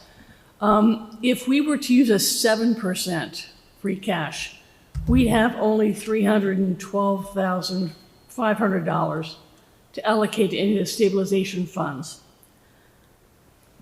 I'm looking at what would be the appropriate percentage, 6%, 6.25, 6.5. And I'm also wondering why we don't do an even dollar amount among the three funds. You've weighted it heavily towards the general stabilization funds, but could we put a similar amount, equal amount, in each one of the three stabilization funds? So those two things we haven't talked about, and I'd like to hear some more information about that, please. Sure. So the reason why I put the larger portion into the general stabilization fund, because that's really best practice, and that's not my best practice. That's best practice. That's the Mass Department of Revenue recommends, as well as the GFOA best practices. So really, it's to kind of get a total in your general stabilization fund. They say 5 to 7%, and really, I'd like to see us shoot for the 7%. So I think it's important to start with that. Right now, we don't have any. We know that we have a building project, and it's. We don't even know where we're going to build it. We have nothing right now, other than we know that we have to do it somewhere, somehow, sometime. So that's why I thought it was important to build up that according to best practices, and then the debt stabilization fund. That's just planning. That just shows good planning. So that's how I came up with that rationale. Other questions? Mine is a wishful thinking question, which is what's the maximum that somebody would have in one of these accounts? So it varies. We looked at it. Dawn did a lot of homework on this.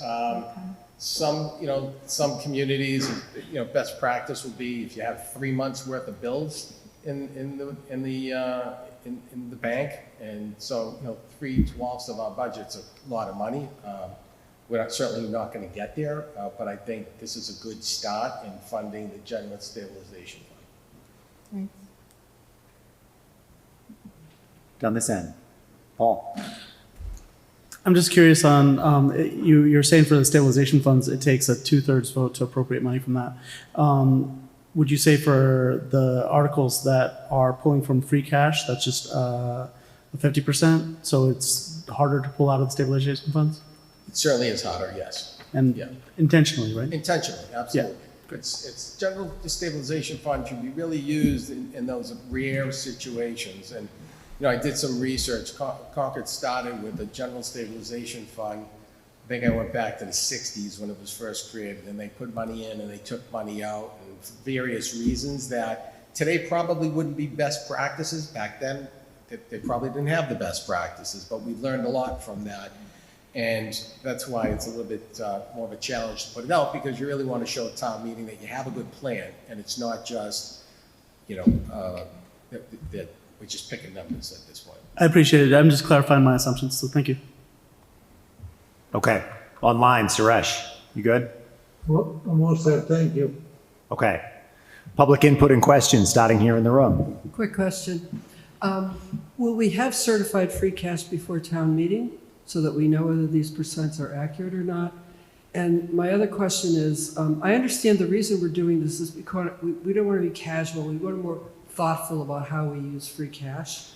But I am still a little bit confused between the different types of stabilization funds, what's capital, what's debt, what's general, and how we allocate it among those three. So my two questions are really, will we have certified free cash? When will we have that? So that we know if we're going to be staying within the 6%, which is what you're targeting. And then more description for me around the difference among these three stabilization funds. Okay. Yes, Mary, free cash should be certified before time. It has to be, actually. So Cynthia Rady, 1800 Switch Road. This is a little bit of a municipal inside baseball warrant article. And I think it's going to be, even though the Finance Committee understands it, I think in your reports, not necessarily in the presentation, if you could sort of outline the benefits to the attendees of town meeting. because I think it is a really good idea, but it's complicated. And it's not going to be a one-year thing, so I think if you could set the stage for it, would be useful. Thank you. Thank you. Anyone else? Yeah, Mark Howell, member of the select board, speaking for myself. Building on those two comments, it seems to me that it would make sense for the finance committee specifically to outline a policy that indicates something about what the targets are and what the uses are for these stabilization funds. I can imagine there are some taxpayers out there who would say, well, if you have this money to put away, why don't you just give it back? Why don't you, it's the same arguments that we get about whenever the free cash balance seems to get high. And so I think being very clear, I think anybody who's looked at borrowing expenses understands the value of the AAA rating. I'm not disputing that, but my reaction is, why do we need so many of these? Why don't we just have one big general stabilization fund? That way, if something really major comes along, you go to one place and you access that. And so I would think that there would need to be some policy differentiation between these stabilization funds that tries to indicate what their objectives actually are. Thank you. Hi, Wendy Ravelli, part of the Select Board, 42 Grove Street, but speaking for myself. Historically, I have sort of a similar comment as Mark, where I don't understand why we have to have debt stabilization and capital stabilization. Historically, we've created stabilization funds when we've had a known large capital project. And so I guess to the point of why are we creating these, the public should know what are we planning for. So it's another reminder, we do have these very large capital projects. And to date, we're using those funds to offset debt. But I don't know if we anticipate funding upfront a portion of it. Maybe that's why you want separate ones, but I don't know if we need two. Can't we just use one and it have a dual purpose to it? But just a comment. Yeah, so there's definitely a difference in why you don't just have one, right? Concord had one, and just so you know, your general stabilization balance is $5,000. So, you know, the ability to just take out of one, general stabilization is really to make sure that you weather the storm for that one time, you know, situation where the other ones is just good fiscal planning. It's knowing that in case you have some capital money tucked aside, in case we can't afford the capital down the road somewhere, that we at least can maintain our assets. And then the debt stabilization is really planning for that. You know, in my experience, and I can say from my experiences, when I was a town administrator in the town of Littleton, you know, I built 3 buildings with this model without having a debt exclusion. Why? Because we tucked away money, and we constantly tucked away money and into a debt stabilization fund, and we didn't ask the residents for 1 nickel because we did good planning. And it was for that intended purposes, and we had a general stabilization fund, but that was the weather that storm that could happen, like a COVID-19. You know, when COVID-19 hit, a lot of communities would, you know, it just happened to hit at the right time for communities because it hit in the 4th quarter. So we weren't totally concerned. Of course, we were concerned, but 3/4 of your real estate taxes are already paid with your mortgage at that point. 55% of mortgages are real estate taxes are paid with mortgages. So while we were concerned for cash flow, we also know that it hit the right time when it wasn't a concern. Now, if that happened in July, you know, at the beginning, start of a fiscal year, now we're talking about a different situation. If it was a prolonged, or if it was going to affect people's ability to pay because of layoffs or so forth, that's that revenue stream. That's the reason to tap into a general stabilization fund and just have that for that purpose. I'd like to just add, Wendy and Mark, that the general goal of the capital and debt stabilization funds is to ensure a steady level increase in the taxes and not have these major bumps. And that's just much easier for the citizens to deal with. The general stabilization, as Anthony said, is for revenue shortfalls. Capital stabilization funds can be used to buy a truck or any other item without having to borrow. Okay? Yeah, so my general suggestion is, outline briefly the policy and purpose of each one in the article presentation, because that will help voters understand why so many. Yes. Thank you. Okay. Seeing no one else at the microphone here in the room, anybody online with a hand raised? No one. Okay. So that is Article 18. I'll note that it's now, it's 10:32. We have 4 articles to go. We seem to be on a roll. So I'd like to continue and wrap up the public hearings on all the articles on the agenda. And then we'll hold it there. Okay. So moving on to Article 19, Appropriation to General Stabilization Fund.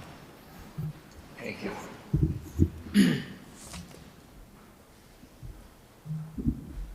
So again, the first, this slide is just a motion of the $1,093,584 from free cash to the General Stabilization Fund.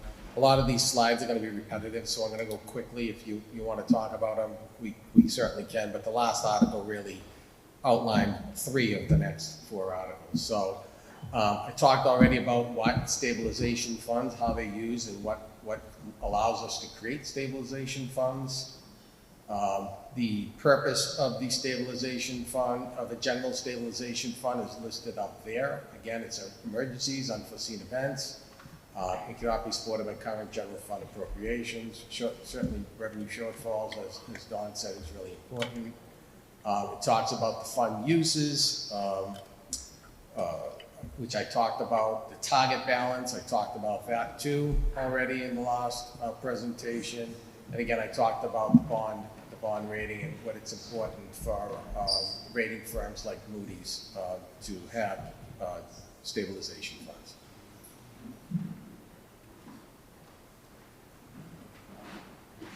Again, here's that chart on the breakdown. I went through that, and that's how I determined the $1,093,584 for the general stabilization fund. And there's the motion. Okay, thank you. FinCom questions, starting on John's end this time. Everybody good? Anybody on this end? Suresh, you good online? Yes. Okay, public input. Any input or questions from folks in the room? Seeing none, anyone online? Okay, that's Article 19. Article 20, OPEB Trust Fund Appropriation. You've seen this article year after year after year. So this is just a standard article.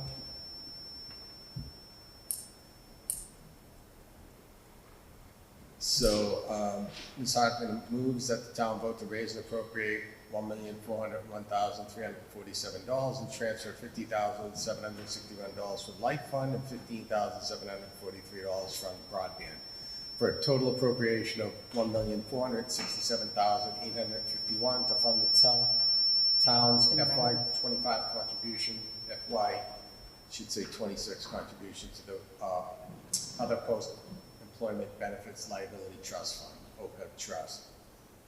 As you know, OPEB refers to retiree health benefits other than pensions. Many years towns did it the pay-as-you-go structure. Methodology only funding the current cost of retiree health care, leaving this big unaccrued, reaccrued benefit cost unfunded. Realizing the need to address this, the town sought some special legislation some time ago to establish the trust fund. 2008, that initial OPEB trust fund was established by a special act of legislation. 2020, the town reauthorized its existing OPEB trust fund under MGL Chapter 32B, Section 20. And each year since fiscal year 09, the town has made an annual contribution to its OPEB trust fund equal to the actuarially determined contribution. OPEB liability is valued by an actuary on an annual basis as of January 1st, and the data I have here is from January 1st of 23. The liability was $55 million, of which 60% was funded. Unfunded was about $22 million, funded was $33 million. Our funding schedule assumes a 6.75% discount rate and fully amortizes the liability as of through 2035. As you know, there's no real legal requirement to continue to fund this manner, but certainly it does contribute to Moody's giving us that AAA bond rating, so it's a good practice that I would recommend the town continue with. Because of the town's strong funding status beginning in FY22, the remaining unfunded liability will be amortized using the level payment methodology. Towns will be making its annual contributions to the fund, general fund, and doing so through this budget article. The Department of Revenue and our external auditors said best practice is the full annual contribution plus the enterprise fund for the standalone warrant article, which is the reason why you've been doing this for a number of years. This chart just breaks it up, what the motion said, into those three funds. Next slide.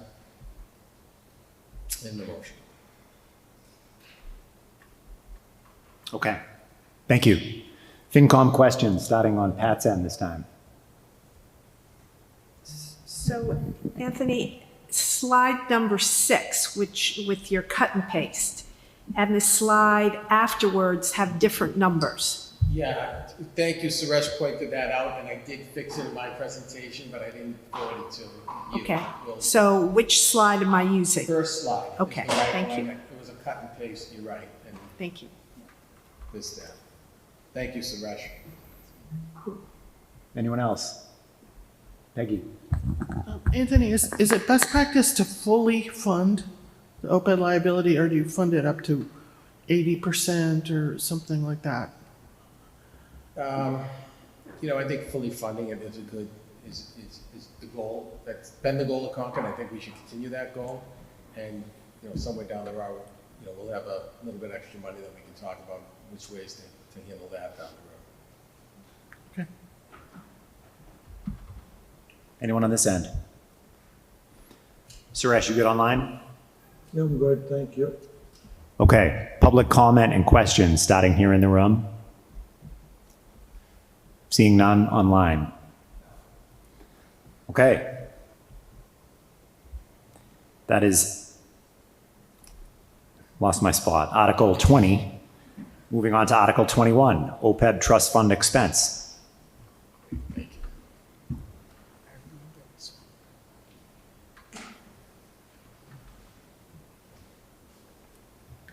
All right, so that's not Article 21, that should say. To determine whether the town will vote to appropriate a sum of money for the other postal government benefits liability trust fund established under Mass General Law, Chapter 32B, Section 20, for OPEB fund expenses, and further authorize the trustee of the OPEB fund to employ reputable and knowledgeable investment consultants to assist in determining appropriate investments and pay for those services from the OPEB fund, or take any action relative thereto. Next slide. So the trust fund expenses include the actuarial valuation, which is approximately $25,000. Investor advisor fees. We use a company called Fiduciant. The retirement board actually uses that company. They do a great job for us. Our returns are solid, and even with the little market chaos that went on, they were very much in touch with me on a daily basis, just basically saying, don't panic. You're in this, for the long haul. So that's approximately $250,000. Up to that could be for the fees associated with investing our money. And right now, there's no trustee compensation that's proposed. Benefits of hiring an investment advisor, I just went through it. They really look at short and long-term investment objectives, risk tolerance, cash flow needs. They develop target asset allocation and custom benchmarking. They recommend individual security selection and timeline for strategic implementation. So if something shifts in the market, right away we can make some quick decisions and shift. Which is really helpful. Ensure compliance with investment policy statement and Mass General Law, and monitor performance against benchmarking. And it's the motion again. Okay, FinCom questions, starting on John's end. Anyone? How about this end? D. What do we pay for for our investment advisor annually? Yeah, I don't have that exact dollar amount. I can get it. I don't even want to guess, Steve, but I can have that. I can have that for you. Suresh, you good online? Yes, I am, thank you. Okay. I have one. Wait. Oh, sorry, Colin. Go ahead. Fiduciant, hired through a request for a proposal. When does the contract expire? I believe that this is the final year of the contract, and I'm not sure, because it started before I got here, so I've been here a year and a half now. So it's probably in its final stage. Are you contemplating doing another RFP then? We would. I'd have to look if that was it must have been a 3-year based on what we can. So yeah, I would definitely, and I would hope that Fiducian puts in their bid too. And what's the timeline for that RFP? Probably would spit that out within the next couple of months. Okay.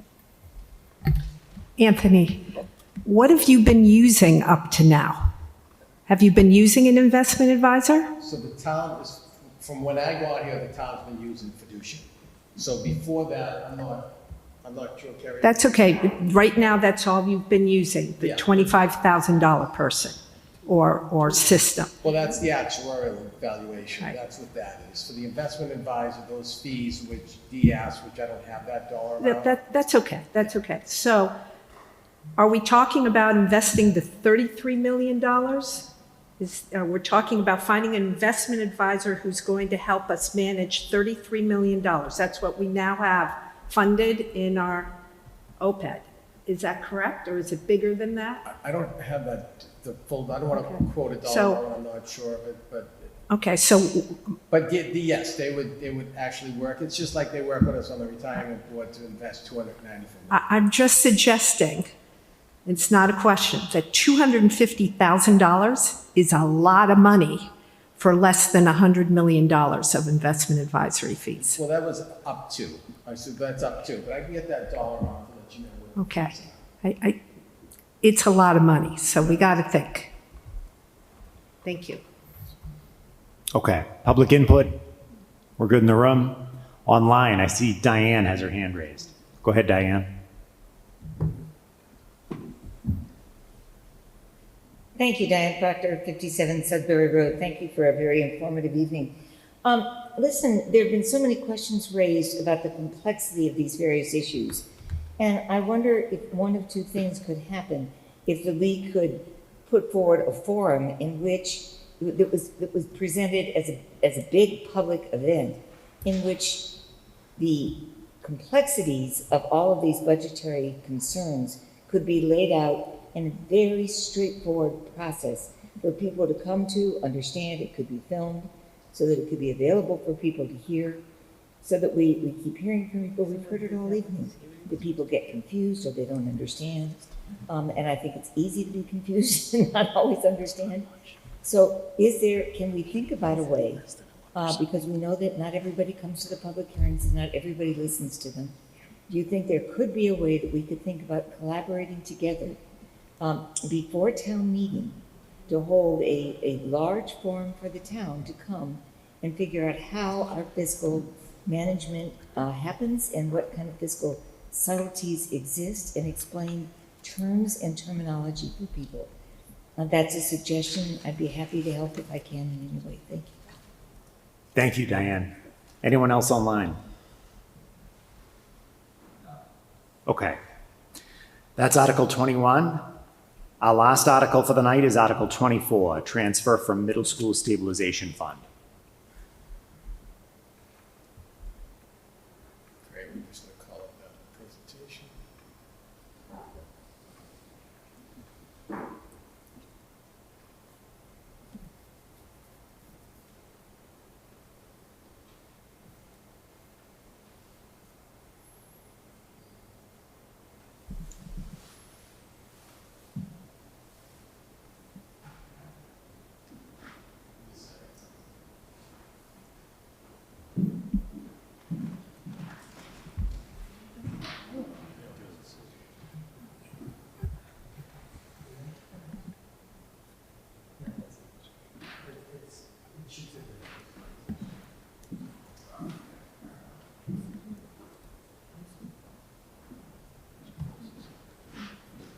It's another minor typo. We've been a little busy for this past year preparing for Saturday, so forgive us.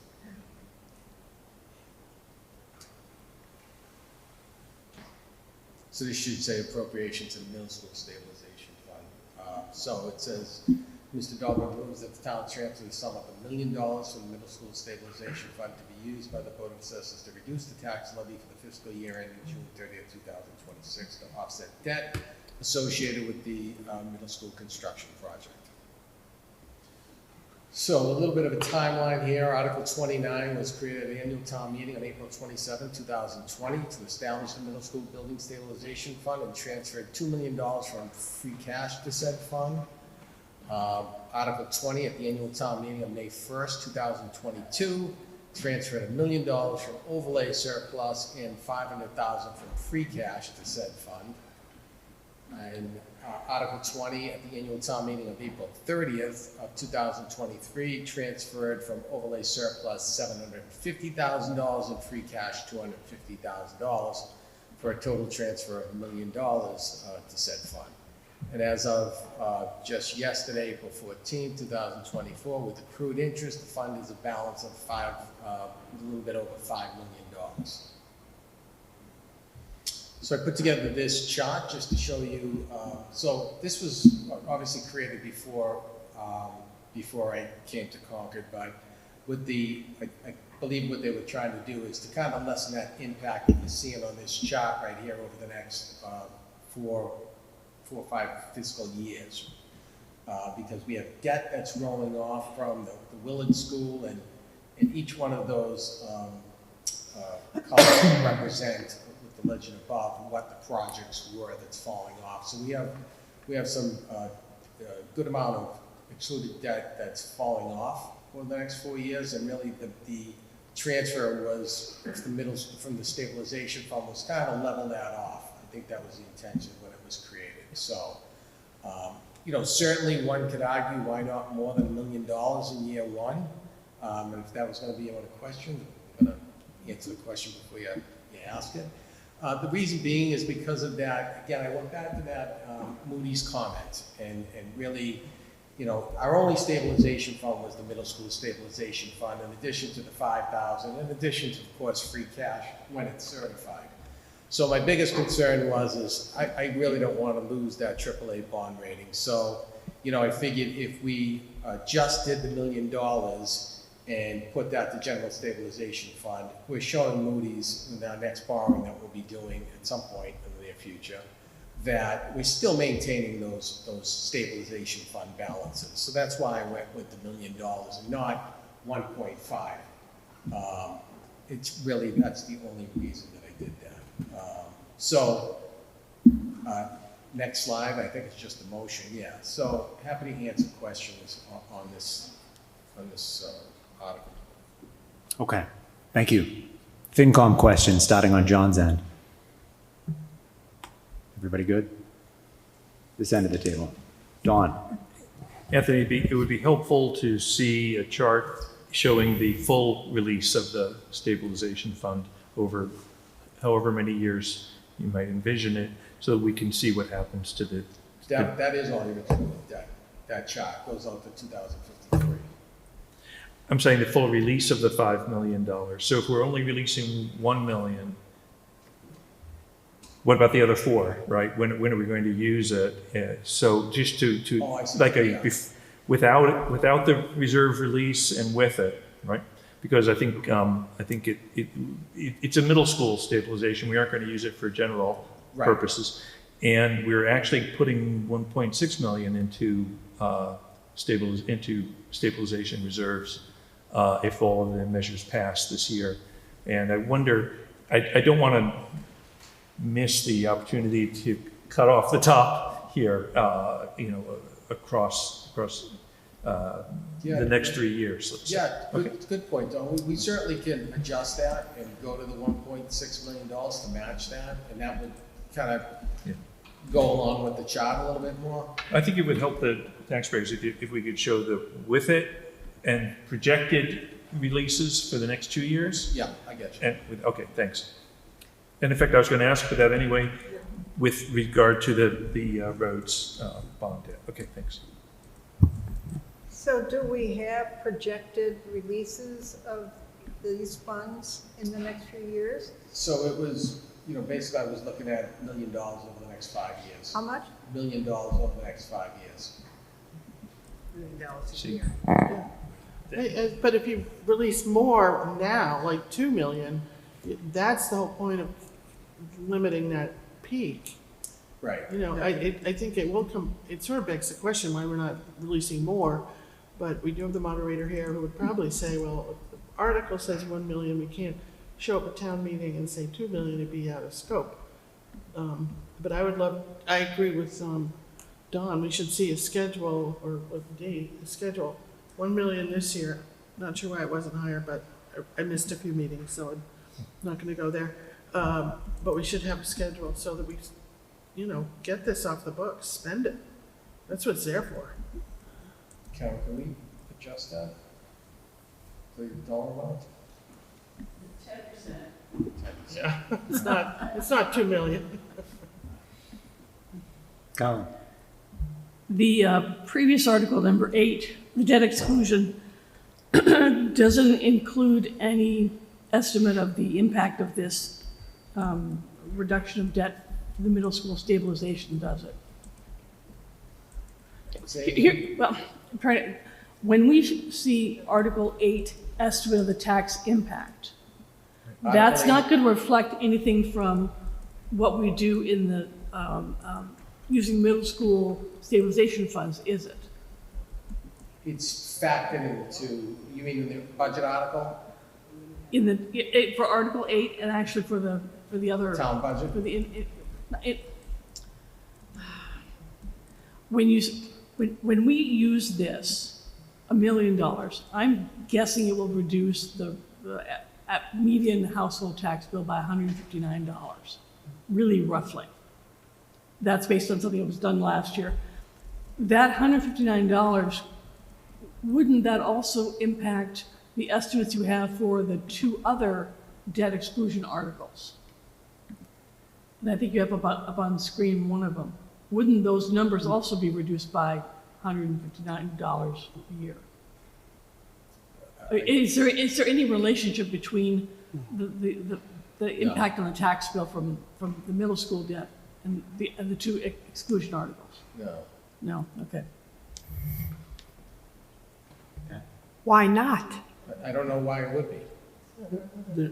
Because if we create this, which I'm all in favor of. Those are 2 separate warrant articles on proposed excluded debt. We're talking about the middle school debt. I understand, but money's money, right? So we can vote on them separately, but if we're going to use this money to offset something. You would be reducing the middle school debt by $1 million this year. Excuse me, Aaron. Maybe we're just not saying it the right way, but that's, yeah. So maybe what the suggestion is in this article, when you're making a presentation, you identify how much that will save the average household. Exactly. Oh, yeah. It's not related to the other article at all, but it could be a similar amount of money. So, and there's we don't have an end of the day number. This year, you're gonna go up here, down there, dot. But with this one, you could identify what the $1 million will save a household. Kathy and then Paul. So when the middle school stabilization fund was founded, it was with the intention of using it all to take off this peak that's from 26 to 30. So, you said you inherited this chart, that it was there. This is not your chart. I created that chart. As far as what the philosophy of the middle school stabilization fund, I wasn't here for that So I think it's too late because the warrant article's already out at $1 million, but we should be using more of it up front to lower that tax impact. So maybe for the future. Paul. There was a request to identify what the stabilizations funds were used for. If you could have a quick synopsis of this one as well, that would probably be useful endeavor just to kind of remind people of why it was established and, you know, what it's for. Thank you. Okay, Suresh, you good online? Just a quick question, Brian. Since we are using the stabilization fund to reduce, as we go along, is it kind of related to what the current rates are you're paying on the money that you're financing for the middle school? I didn't fully hear that. Did anybody? No. Can you repeat that, Let's say Suresh? If you're financing at 5% and you're getting financing at 3% and you're getting a 5% rate of interest back on the stabilization fund, is it better to not use the money and prolong the money? Oh, I see. Yeah, I see what you're saying. That last tranche of borrowing, I think it was a little less than 3 point. Yeah, John. I understood this differently. I thought this was to reduce the tax impact, not to reduce the debt. Yeah.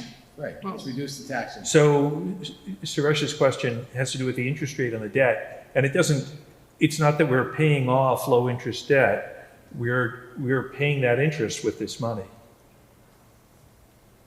And yeah, I think that's why the chart, Yep. I think the chart actually in context is a little confusing, Anthony, and I think the information that's relevant to the consideration of this article is to describe how the use of these funds is reducing taxes. The chart explains why the amount was set and why it'll be exhausted over the next couple of years, because there's this period where we're carrying older debt for the elementary schools. Yeah. And we've layered this new debt on top of it. But I think you need to do a little presentation of what the tax impact is. And that's the explanation for why we did it. Yeah, we can do that. And I think if you go back to maybe the warrant articles from 22, when it was established, there might be a chart in there. We did do a chart that showed how we intended it to impact the taxes in the first 5 years. Kathy's right. There were projections when this was being set up of how it would help ameliorate the impact of the middle school borrowing on taxpayers. And some of those assumptions may not have been completely correct, but it'll give you a framework to look at to see how to present this. Oh, good to know. Thank you for that information. That's helpful. Okay. Public input and questions. Anyone in the room? Seeing no one online. Okay. So that wraps up Article 24, and that wraps up our list of articles to be heard at tonight's public hearing. With that, I'll entertain a motion to adjourn the public hearing. Do I hear a second? Second. So moved. Second. We do need a roll call? Roll call. Yes. Suresh is online, but we have a quorum. Okay, so we do not, all those in favor of adjourning the public, closing the public hearing? Aye. Aye. Any opposed? Okay, it's unanimous. So we're now in our regular meeting, but it's very late. We are not going to deliberate or vote on any articles tonight. We will do that at our next regular meeting, which is scheduled for Thursday, April 24th at 6:30. I regret we weren't able to get there tonight. I know next week is school vacation week, so not everybody's going to be able to be present.